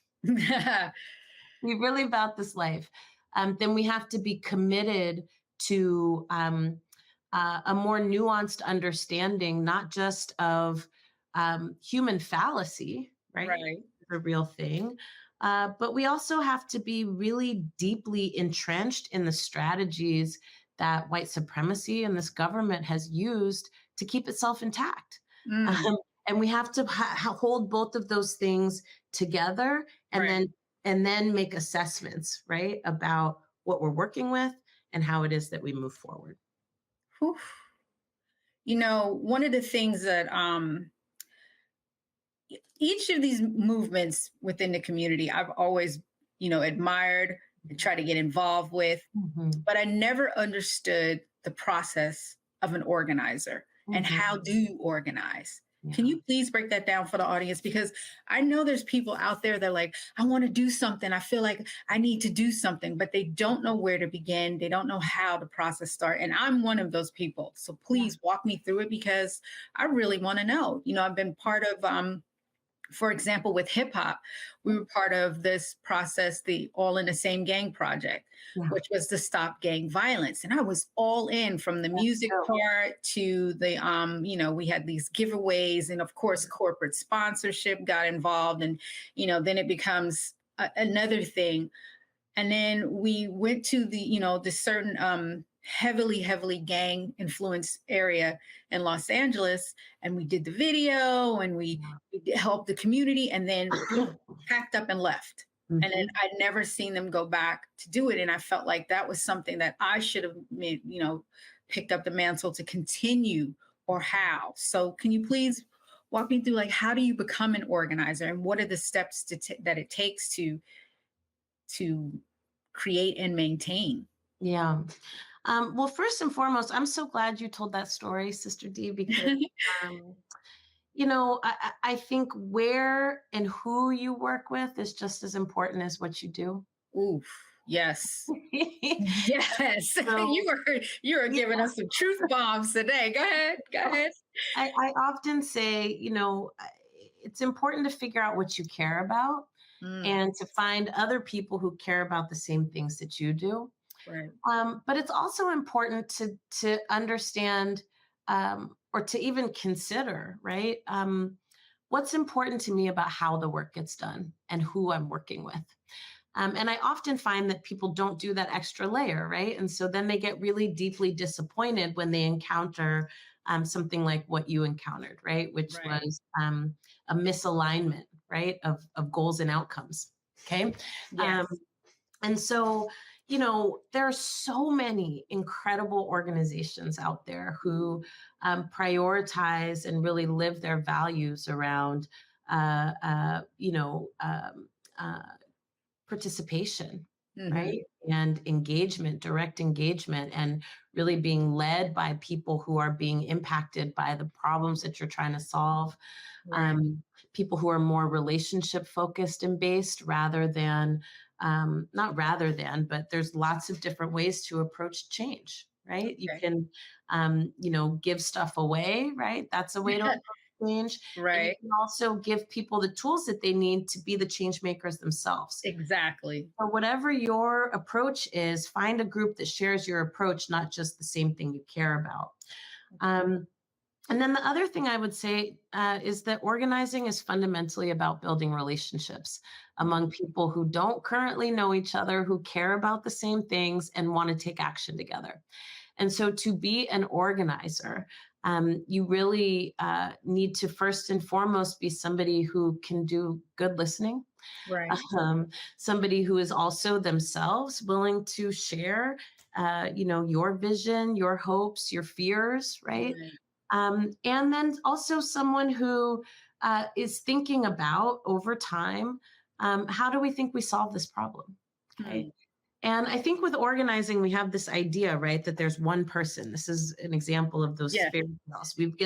We can all name, a leader of a movement, but can we name the engine behind it, right? Like, do people talk about Diane Nash? Do people talk about the fact that Sister Rosa continued to organize well into her 80s, right? Wow, they don't. Like, literally. And it's because we don't know that, right? We're taught that, for you to be an organizer, you have to be the one with the bullhorn. You got to be the one in front. And that's not what organizing is. Mm-hmm. Organizing is reaching as many people as possible who are looking for you and getting people together to come up with solutions to the challenges that we face.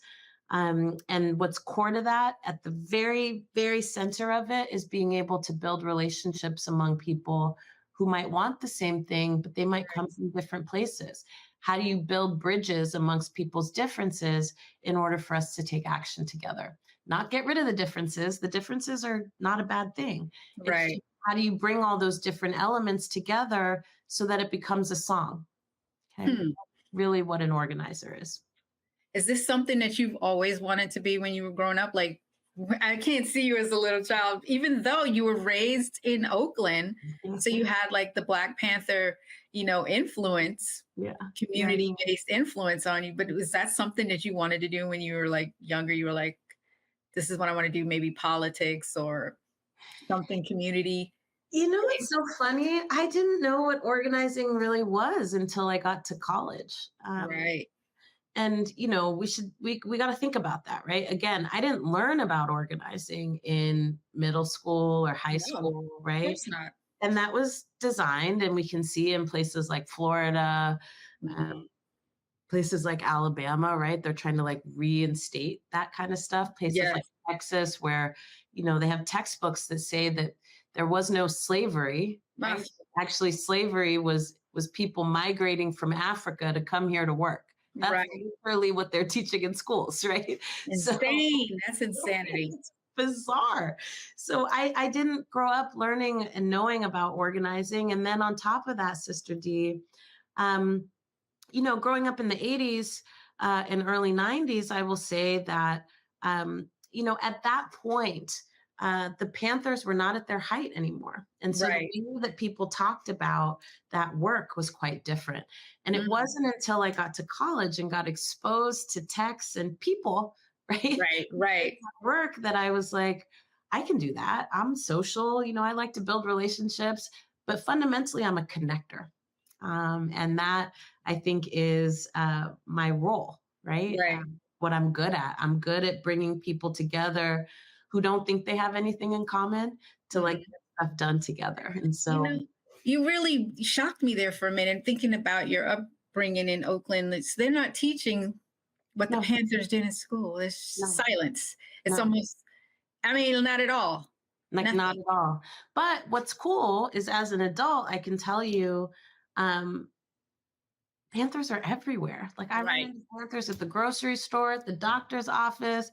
When you go out to eat, it's like folks are still very much alive, very much active. A lot of the programs that people began are still in existence and still taking care of our people. You know what I mean? Yeah. So some of it is like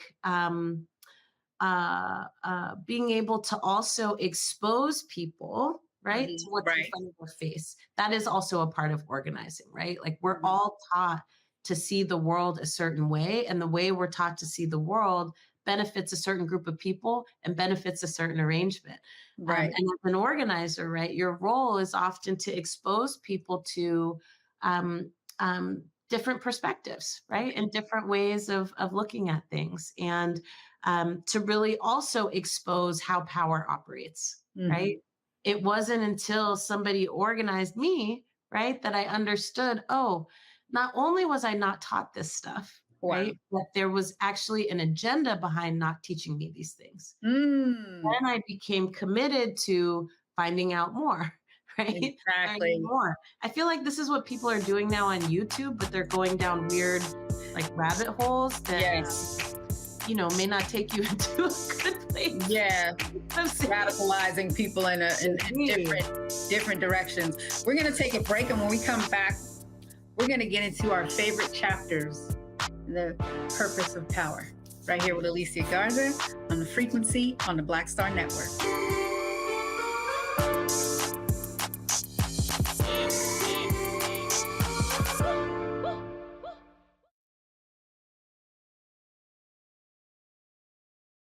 Don't you think it's time to get wealthy? I'm Deborah Owens, America's Wealth Coach, and my new show on the Black Star Network focuses on the things your financial advisor or bank isn't telling you. So watch Get Wealthy on the Black Star Network.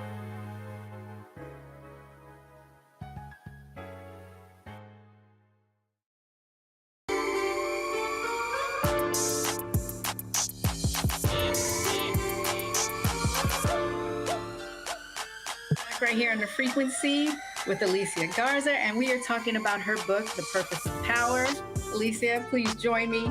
How we come together when we fall apart, which I thought was, wow, interesting. I want to get into that, but I want to share something with you because the reason I was asking you about organizing too was also I had an experience with Diane Watson, Senator Diane Watson, when the whole Los Angeles riots happened.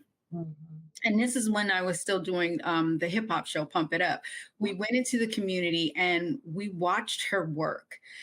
And it was amazing because, you know, everything got burned down and they needed stuff like simple things like diapers, baby formula. And she had all these, you know, organizations that were coming in and donating stuff. And then she was organizing it and having people, you know, get it out to the community. And it was amazing to see.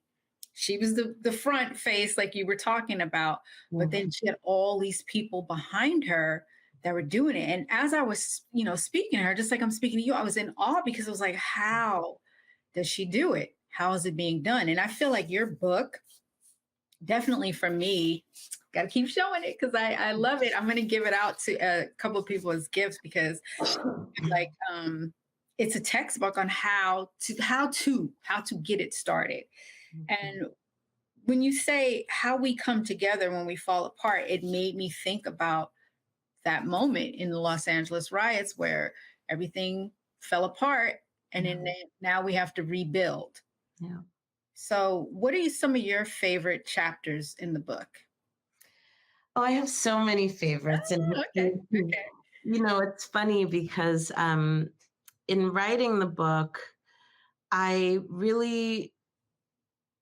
don't think I did as much editing as I would have done if I had allowed myself to like think about it, right? Right. Stuff that I felt like just needed to be talked about that I felt like could be controversial, but shouldn't be, right? Like these are, again, in the same way that, right, like SNCC had all these debates about, you know, do we register people to vote or do we train people how to do direct action, right? Right. I feel like there are a series of debates that we need to have as a generation and figure out where we land in terms of how do we think we win in this moment? How do we think we come together when everything is very clearly disintegrating? One of my favorite chapters in this book is pedestals, profiles, and platforms. And you know, it's a piece of the book where I really talk about how for the first time in my lifetime, you know, activists really got celebritized, right? Yes. This is not a thing that I had ever seen. I've been organizing for more than 20 years. You know, the more public and visible way that I'm known, I think, doesn't capture, right, how long I've been in this work. Right, it doesn't. I just want to say, like, this has not happened before in my lifetime where, you know, you have activists walking red carpets and, you know, we were fortunate enough to be named as like Time's most influential people of the year. Like this is not a thing that happens. And, you know, there's all kinds of ways that people approach it. Some people have a real disdain for it and feel like it's opportunistic or it's somehow shady. You know, other people come into this work because that's what they want. Right. So we're kind of in that era now. And, I really make this argument that it's not that it's inherently good or bad. It's that you have to have clear strategy on what you're using it for. If you're using it just to boost your own personal profile, right? That's not actually moving us forward as a community. But you're using those that level of exposure to also expose people to the issues and concerns and demands of your community, then that's a whole other conversation, altogether. I also kind of talk a little bit about the gender disparities, right? Of like who gets highlighted and who doesn't and why. And I talked a lot about, how, often it's men, right? Exactly. Gender, heterosexual men that get placed at the forefront. I remember seeing this cover, I think of like Vanity Fair, that made me want to like pluck my eyeballs out, right? Not because I don't love me some Tracy, because I love her. Right. Tracy. But because it was like, they were doing this like Martin Luther King, Malcolm X themed thing with like the woman in the background, but that's like not what was happening. Right. And actually what has been so powerful, I think, about this last decade is that we've really seen the increase of public visible leadership from women, from queer people, from trans people, right? And I think that is deeply important. And yet we had these kind of mainstream narratives, right, that we're still holding on to about the powerful man and the strong woman behind him. And so, we talk about that in that chapter. Another chapter that I'm really, that's relative to that is this chapter on imposter syndrome. Oh man, you're hitting the truth bomb, because I've been feeling that lately. I have been in it.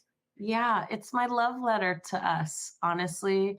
And I talk about, right, how it's not so much that there may be some piece of imposter syndrome for Black women and women of color where we feel like we don't have the appropriate skills or we're just not good enough, right? But also patriarchy is a real thing. And, living in a world where men get to be mediocre. Okay. I'm talking the bare minimum. Just nothing. Literally. Just don't on a t-shirt, don't brush your teeth. No, and the audacity of it all, right? The audacity of it all. And but we live in a world where we have to navigate, when we say something, people look at us funny, but when a man says the same thing less skillfully than we did, right? Right. And everybody flocks towards what they said, even though it was your idea. Exactly. And so I want to highlight that because I think there are still. And when we say it as women, we get picked apart. Totally. And that's on so many levels, right? Right. Whether it's, telling our stories, right, of how we've been done wrong, whether it's giving our ideas for how it is that we move forward. Right. Our ideas are considered to be less valid than that of people who occupy positions of power in our society. And we still have to talk about it.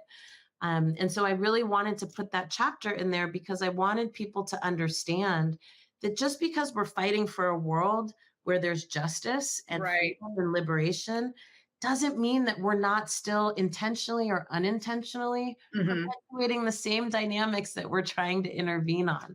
Right. So I put it in there so that we could really think about, like, in our organizations and the work that we do and the efforts that we put forth, are we still doing the same stuff? Or are we being conscious about not just representation, right? But representation with substance, okay?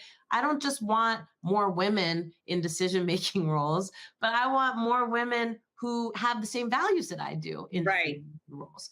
That's what made me feel like your chapter on the power of identity politics. That was one of the ones that I was thinking about, because just that word, identity, can you break it down for the audience so they... Well, yeah, that word comes from us. I mean, identity politics is actually a movement phrase that comes first through the Combahee River Collective and people like Barbara Smith, right? Who talked about how they cannot separate their politics right, from who they are in the world, right, then it gets co-opted, right? It gets co-opted by conservatives in this country who use it as a pejorative term. Identity politics goes from how you reconcile, right? Being of color, being woman, your sexuality, right? In a world that doesn't want you to survive because of that, to, woke whining, right? No, you did not. Wait, you done said the buzzword. No, you didn't. I did. The woke. And then what do you think about that? Like how they're taking the word? And I think it's complicated because honestly, what happens is we start to adopt the same stuff. So then you start hearing Black people be like, I'm not into that identity politics stuff. What is you talking about? You don't have a choice. Exactly. If you are aware of the fact that you are Black in this country, you do not get to abhor identity politics. And just because some white man in a suit told you it was wrong doesn't mean you have to adopt that. That comes from our foremothers. You understand me? That was the way for us to wrap ourselves in bubble wrap, right? Say, we got to outlast this idea that we have to leave parts of ourselves behind in order to pursue justice and freedom. And so I put that in the book because I needed people to understand some of these really tricky methods that conservatives in particular use to create and stow division and confusion amongst our own ranks. You have us talking about us against us, right? Yeah. But we don't understand the origins of where those things come from. And we don't understand always the impacts, right, of adopting those narratives. We don't need to be microphones for, my mom used to say, for example, the devil don't need no help. Okay. Yep. So people say, I'm just being a devil's advocate. She would be like, the devil don't need no help. They're doing fine on their own. Conservatives don't need help in terms of getting their message out. We shouldn't, keep kicking around their language, trying to draw people's attention to it, because all it's doing is embedding it. Right. What we do have to do, though, is organize our people, make sure our people are equipped with the information that we need to be critical thinkers, right? And to see through the nonsense and also to see what's on the other side. That's why I wrote that. That's what I want to get into next. When we come back from the break, we're going to talk to Alicia about how do we get to the other side and acquiring that power right here on the frequency on the Black Star Network.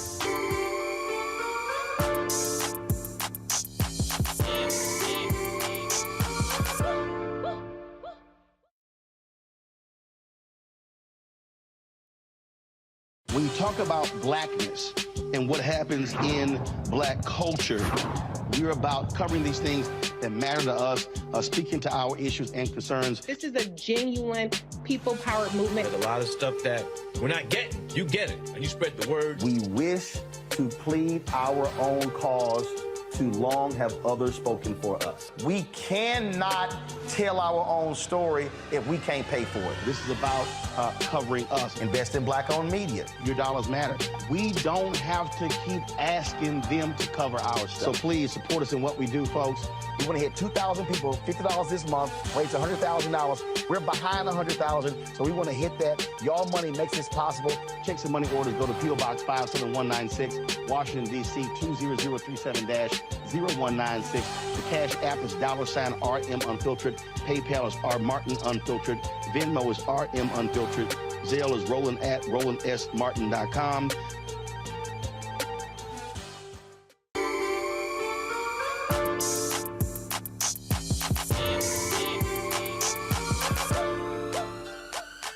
Back right here on the frequency with Alicia Garza. We're talking about her book, The Purpose of Power.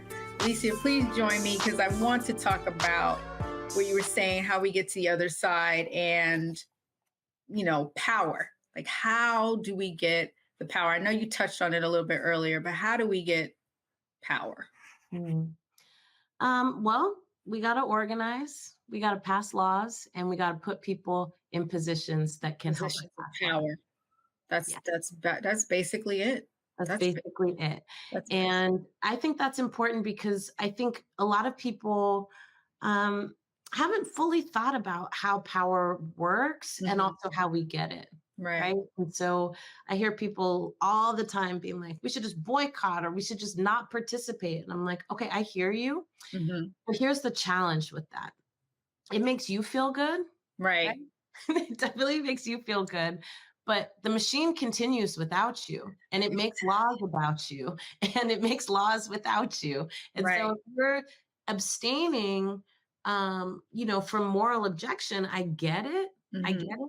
But like, who stops the machine? Are you thinking about getting into politics, like running for any type of office? When I was in Oakland, I thought about it. We're a tight-knit community there, and we've got some of the best people to do it coming out of our state. Right. I am really excited to support, one of my mentors and sheroes, Congresswoman Barbara Lee for Senate. Yes. And she will be the only Black woman in the U.S. Senate if she is elected, and the only Black woman for sure with our values. So big shout out to Congresswoman Lee. Yes.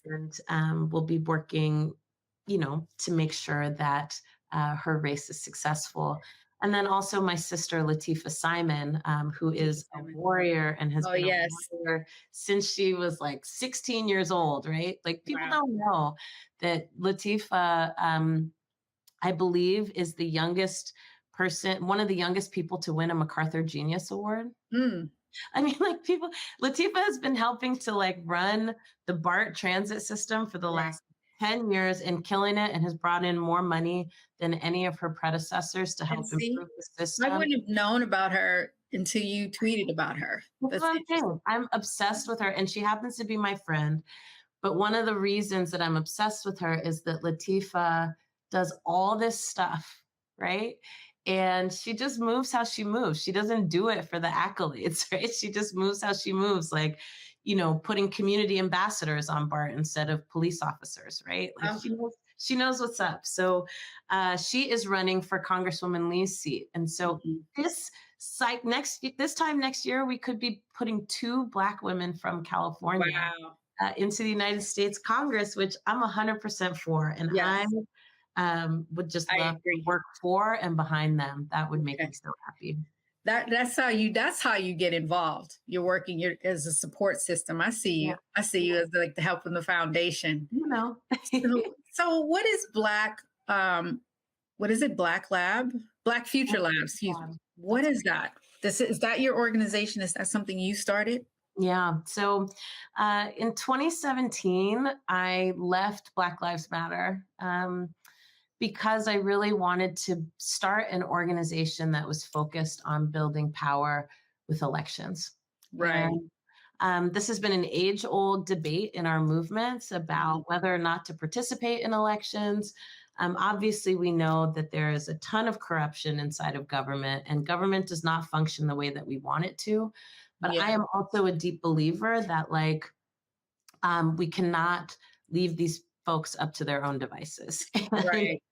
There's too much at stake, and there's too much online for us to just walk away from it. It's ours just as much as it's theirs, right? If not more so, right? And so I built the Black Futures Lab in order to work to make Black communities powerful in politics, so we could be powerful in the rest of our lives. When we think about issues of police violence, when we think about issues of public safety, when we think about issues of affordable housing or jobs or wages, all of these things are decided through policy, not through wishing and hoping that things would be different. That's right. And too often, right, Black folks are not only not at the table, but we're not even shaping the agenda of what's being discussed. Right. And our work aims to change that. So we do build independent Black political power from with a range of strategies that includes collecting recent and relevant data about who we are and what we care about. We have run and conducted the largest survey of Black people in American history with our Black Census Project. And it's open right now for people to participate. So you can take it at blackcensus.org. Nice. You don't have to be, political. It's a nonpartisan survey. You don't have to give us your contact information or your name or anything like that to take the survey. We just want to know what you deal with, what you think is important, and what you want to see done about it. And then we take that data and we do something called the Black Agenda. And we'll be doing that for 2024, which is taking that information and turning it into a legislative agenda of policies that we fight for together in cities and states to make a real change in our neighborhoods. We also do door-to-door organizing, and we educate, activate, and motivate Black people to participate. And not because our ancestors died for the right or anything like that, just we can be powerful, right? Exactly. It's us that are putting these issues on the map. And it's important for us to participate so that we can maintain and build our power. So that's something that we work on. And then we tell new and different stories about who Black people are and who we can be. We are bombarded every single day by narratives that tell us we're not enough, that we don't do enough, that we don't do the right thing. And the fact of the matter is, more of us do the right thing than the wrong thing or nothing at all. And so we want to put those stories out there, and we do that, you know, in a number of different ways. If you want to learn more about the Black Futures Lab, you can visit us at blackfutureslab.org. And of course, if you want to take the Black Census, take it at blackcensus.org and then pass it to like 5 of your friends. That's right. That's amazing. I have to ask you, you know, you said that in 2017, you left Black Lives Matter. What was that like? Because you were one of the original founders of the organization. What led you to that decision? Yeah. Look, I've always been an organizer at heart, and I feel very strongly that there are multiple ways to make change. For me, I don't think it makes sense for all of us to be concentrated in one lane, right? You need many approaches, many perspectives. And for me, I felt like, look, like, it's no shade to any way that anybody else wants to do a thing, but where my heart is and where my passion is making sure that we pass laws that change the lives of Black people. And so, you know, I decided to start something myself that could help contribute, right, to this bigger approach and strategy. With that being said, you know, I'm very grateful to be like the smallest part of something that has literally changed the course of history. It really has. It really has. And I have to tell you, thank you. Thank you for doing that, you and your sisters, because that has really, I think it has helped a lot of people, Black people, just have an umbrella to come underneath to connect, and not just Black people. I mean, it connected all people. And it was really a movement, a force of change. Do you still feel like it is a movement and a force of change? I do. I feel like it's been quite beat up. So, you know, but I do think that, you know, people are thinking about race in this country in a whole different way. And we're also thinking differently about what's possible. And so again, I'm grateful to be the smallest part of something that has had such a major impact. And I look forward, you know, years from now of, you know, continuing to correct the record. About the work that has been done and the work that is being done. And as I said, as a student of history, I look at things with a lot of nuance. Yes. And I am aware, right, that that this movement has had such a global impact, that it has a bullseye on its on it. And so I don't take that lightly. Right. Has it been a bullseye on you? Oh, absolutely. In fact, you know, in 2020, right, actually the day that my book came out, I was visited at my home by the FBI. They said that my name was on a hit list with several other elected officials and, you know, other activists. And yeah, the FBI came to my house, give me a duty to warn, which is basically like, They just tell you some a heads up, but you on your own. Yeah, but we can't do anything about it, and you should just be really careful type stuff. But interestingly, next month, so the people were caught, and it was actually not just one person; it was like 9 or 10 people that were a part of a Aryan Nation cell. Oh my God! They had planned to blow up power grids and kill a bunch of people, and they're actually going on trial pretty soon in North Carolina. So. Racial violence and racial terror is still very much a tactic that is used to stop and disband and disrupt. Yeah, absolutely. How do you feel now about your safety? I feel okay. Yeah. I was always taught that, whenever there are threats made upon you, you're not supposed to be secret about it. Mm-hmm. You're supposed to tell people, and you're supposed to tell a lot of people because you want to look it out for you and making sure that they know if something is out of the ordinary. And so I feel good, and I certainly feel embraced and protected. Good, because we want you to be embraced and protected. I appreciate that. Of course, sis. And what's in the future for you? What's next? I'm like coming off of this midterm election. We just got our numbers back about how we did door knocking in North Carolina and California and Georgia and Wisconsin. And I'm really happy to say that through our work at the Black to the Future Action Fund, which is like kind of like our an affiliated organization, right? We talked to Black people who may or may not have voted in the last 4 election cycles. Right. Usually folks that get targeted for door knocking are people who, vote all the time. Right. Focused on people who are like, I'm not sure if I'm going to vote or not. Right. I vote back in other times. And because of our work, Sister D, we increased voter turnout by 50% amongst people who voted infrequently since 2018. So that's a big deal to me, especially as it relates to Black folk. Yes. So I'm going to keep doing that. We're still working on the Black census. We're trying to get to 200,000 responses, and we're about halfway there. Again, we are like shattering records for collecting data on Black people. This literally is the largest survey of Black people in the history of this country. Right. And you can be a part of that. So I'm just doing that. And then also have some creative projects on deck that I hope are able to get off the ground and get out long. But we'll tell more when it's kind of on the way. Thank you for sharing that with us, and thank you for sharing your time with us. This has been an amazing conversation. I have to tell everyone, please read this book, The Purpose of Power, How We Come Together When We Fall Apart. It is amazing. I'm giving it out to several people. I want my daughters to read it. I think it's important, and I hope that it'll inspire me to take the mantle and do something on that level. You're already doing Never be on your level, but close and supporting it. Already doing it. So thank you, sister. I really appreciate you. Thank you for being here. Thank you for having me. All right. And you stay safe. We love you. We love you. We appreciate you.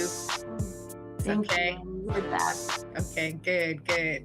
Big hugs and much love. Thank you for having me. Thank you.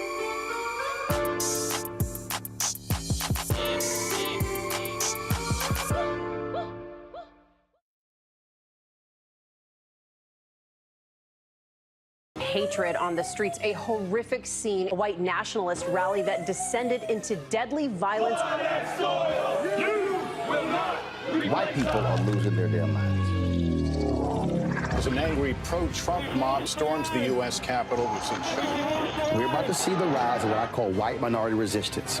We have seen white folks in this country who simply cannot tolerate Black folks voting. I think what we're seeing is the inevitable result of violent denial. This is part of American history. Every time that people of color have made progress, whether real or symbolic, there has been what Carol Anderson at Emory University calls white rage as a backlash. This is the rise of the Proud Boys and the Boogaloo Boys. America, there's going to be more of this. Here's all the Proud Boys, guys. This country is getting increasingly racist in its behaviors and its attitudes because of the fear us white people. The fear that they're taking our jobs, they're taking our resources, they're taking our women. This is white fear.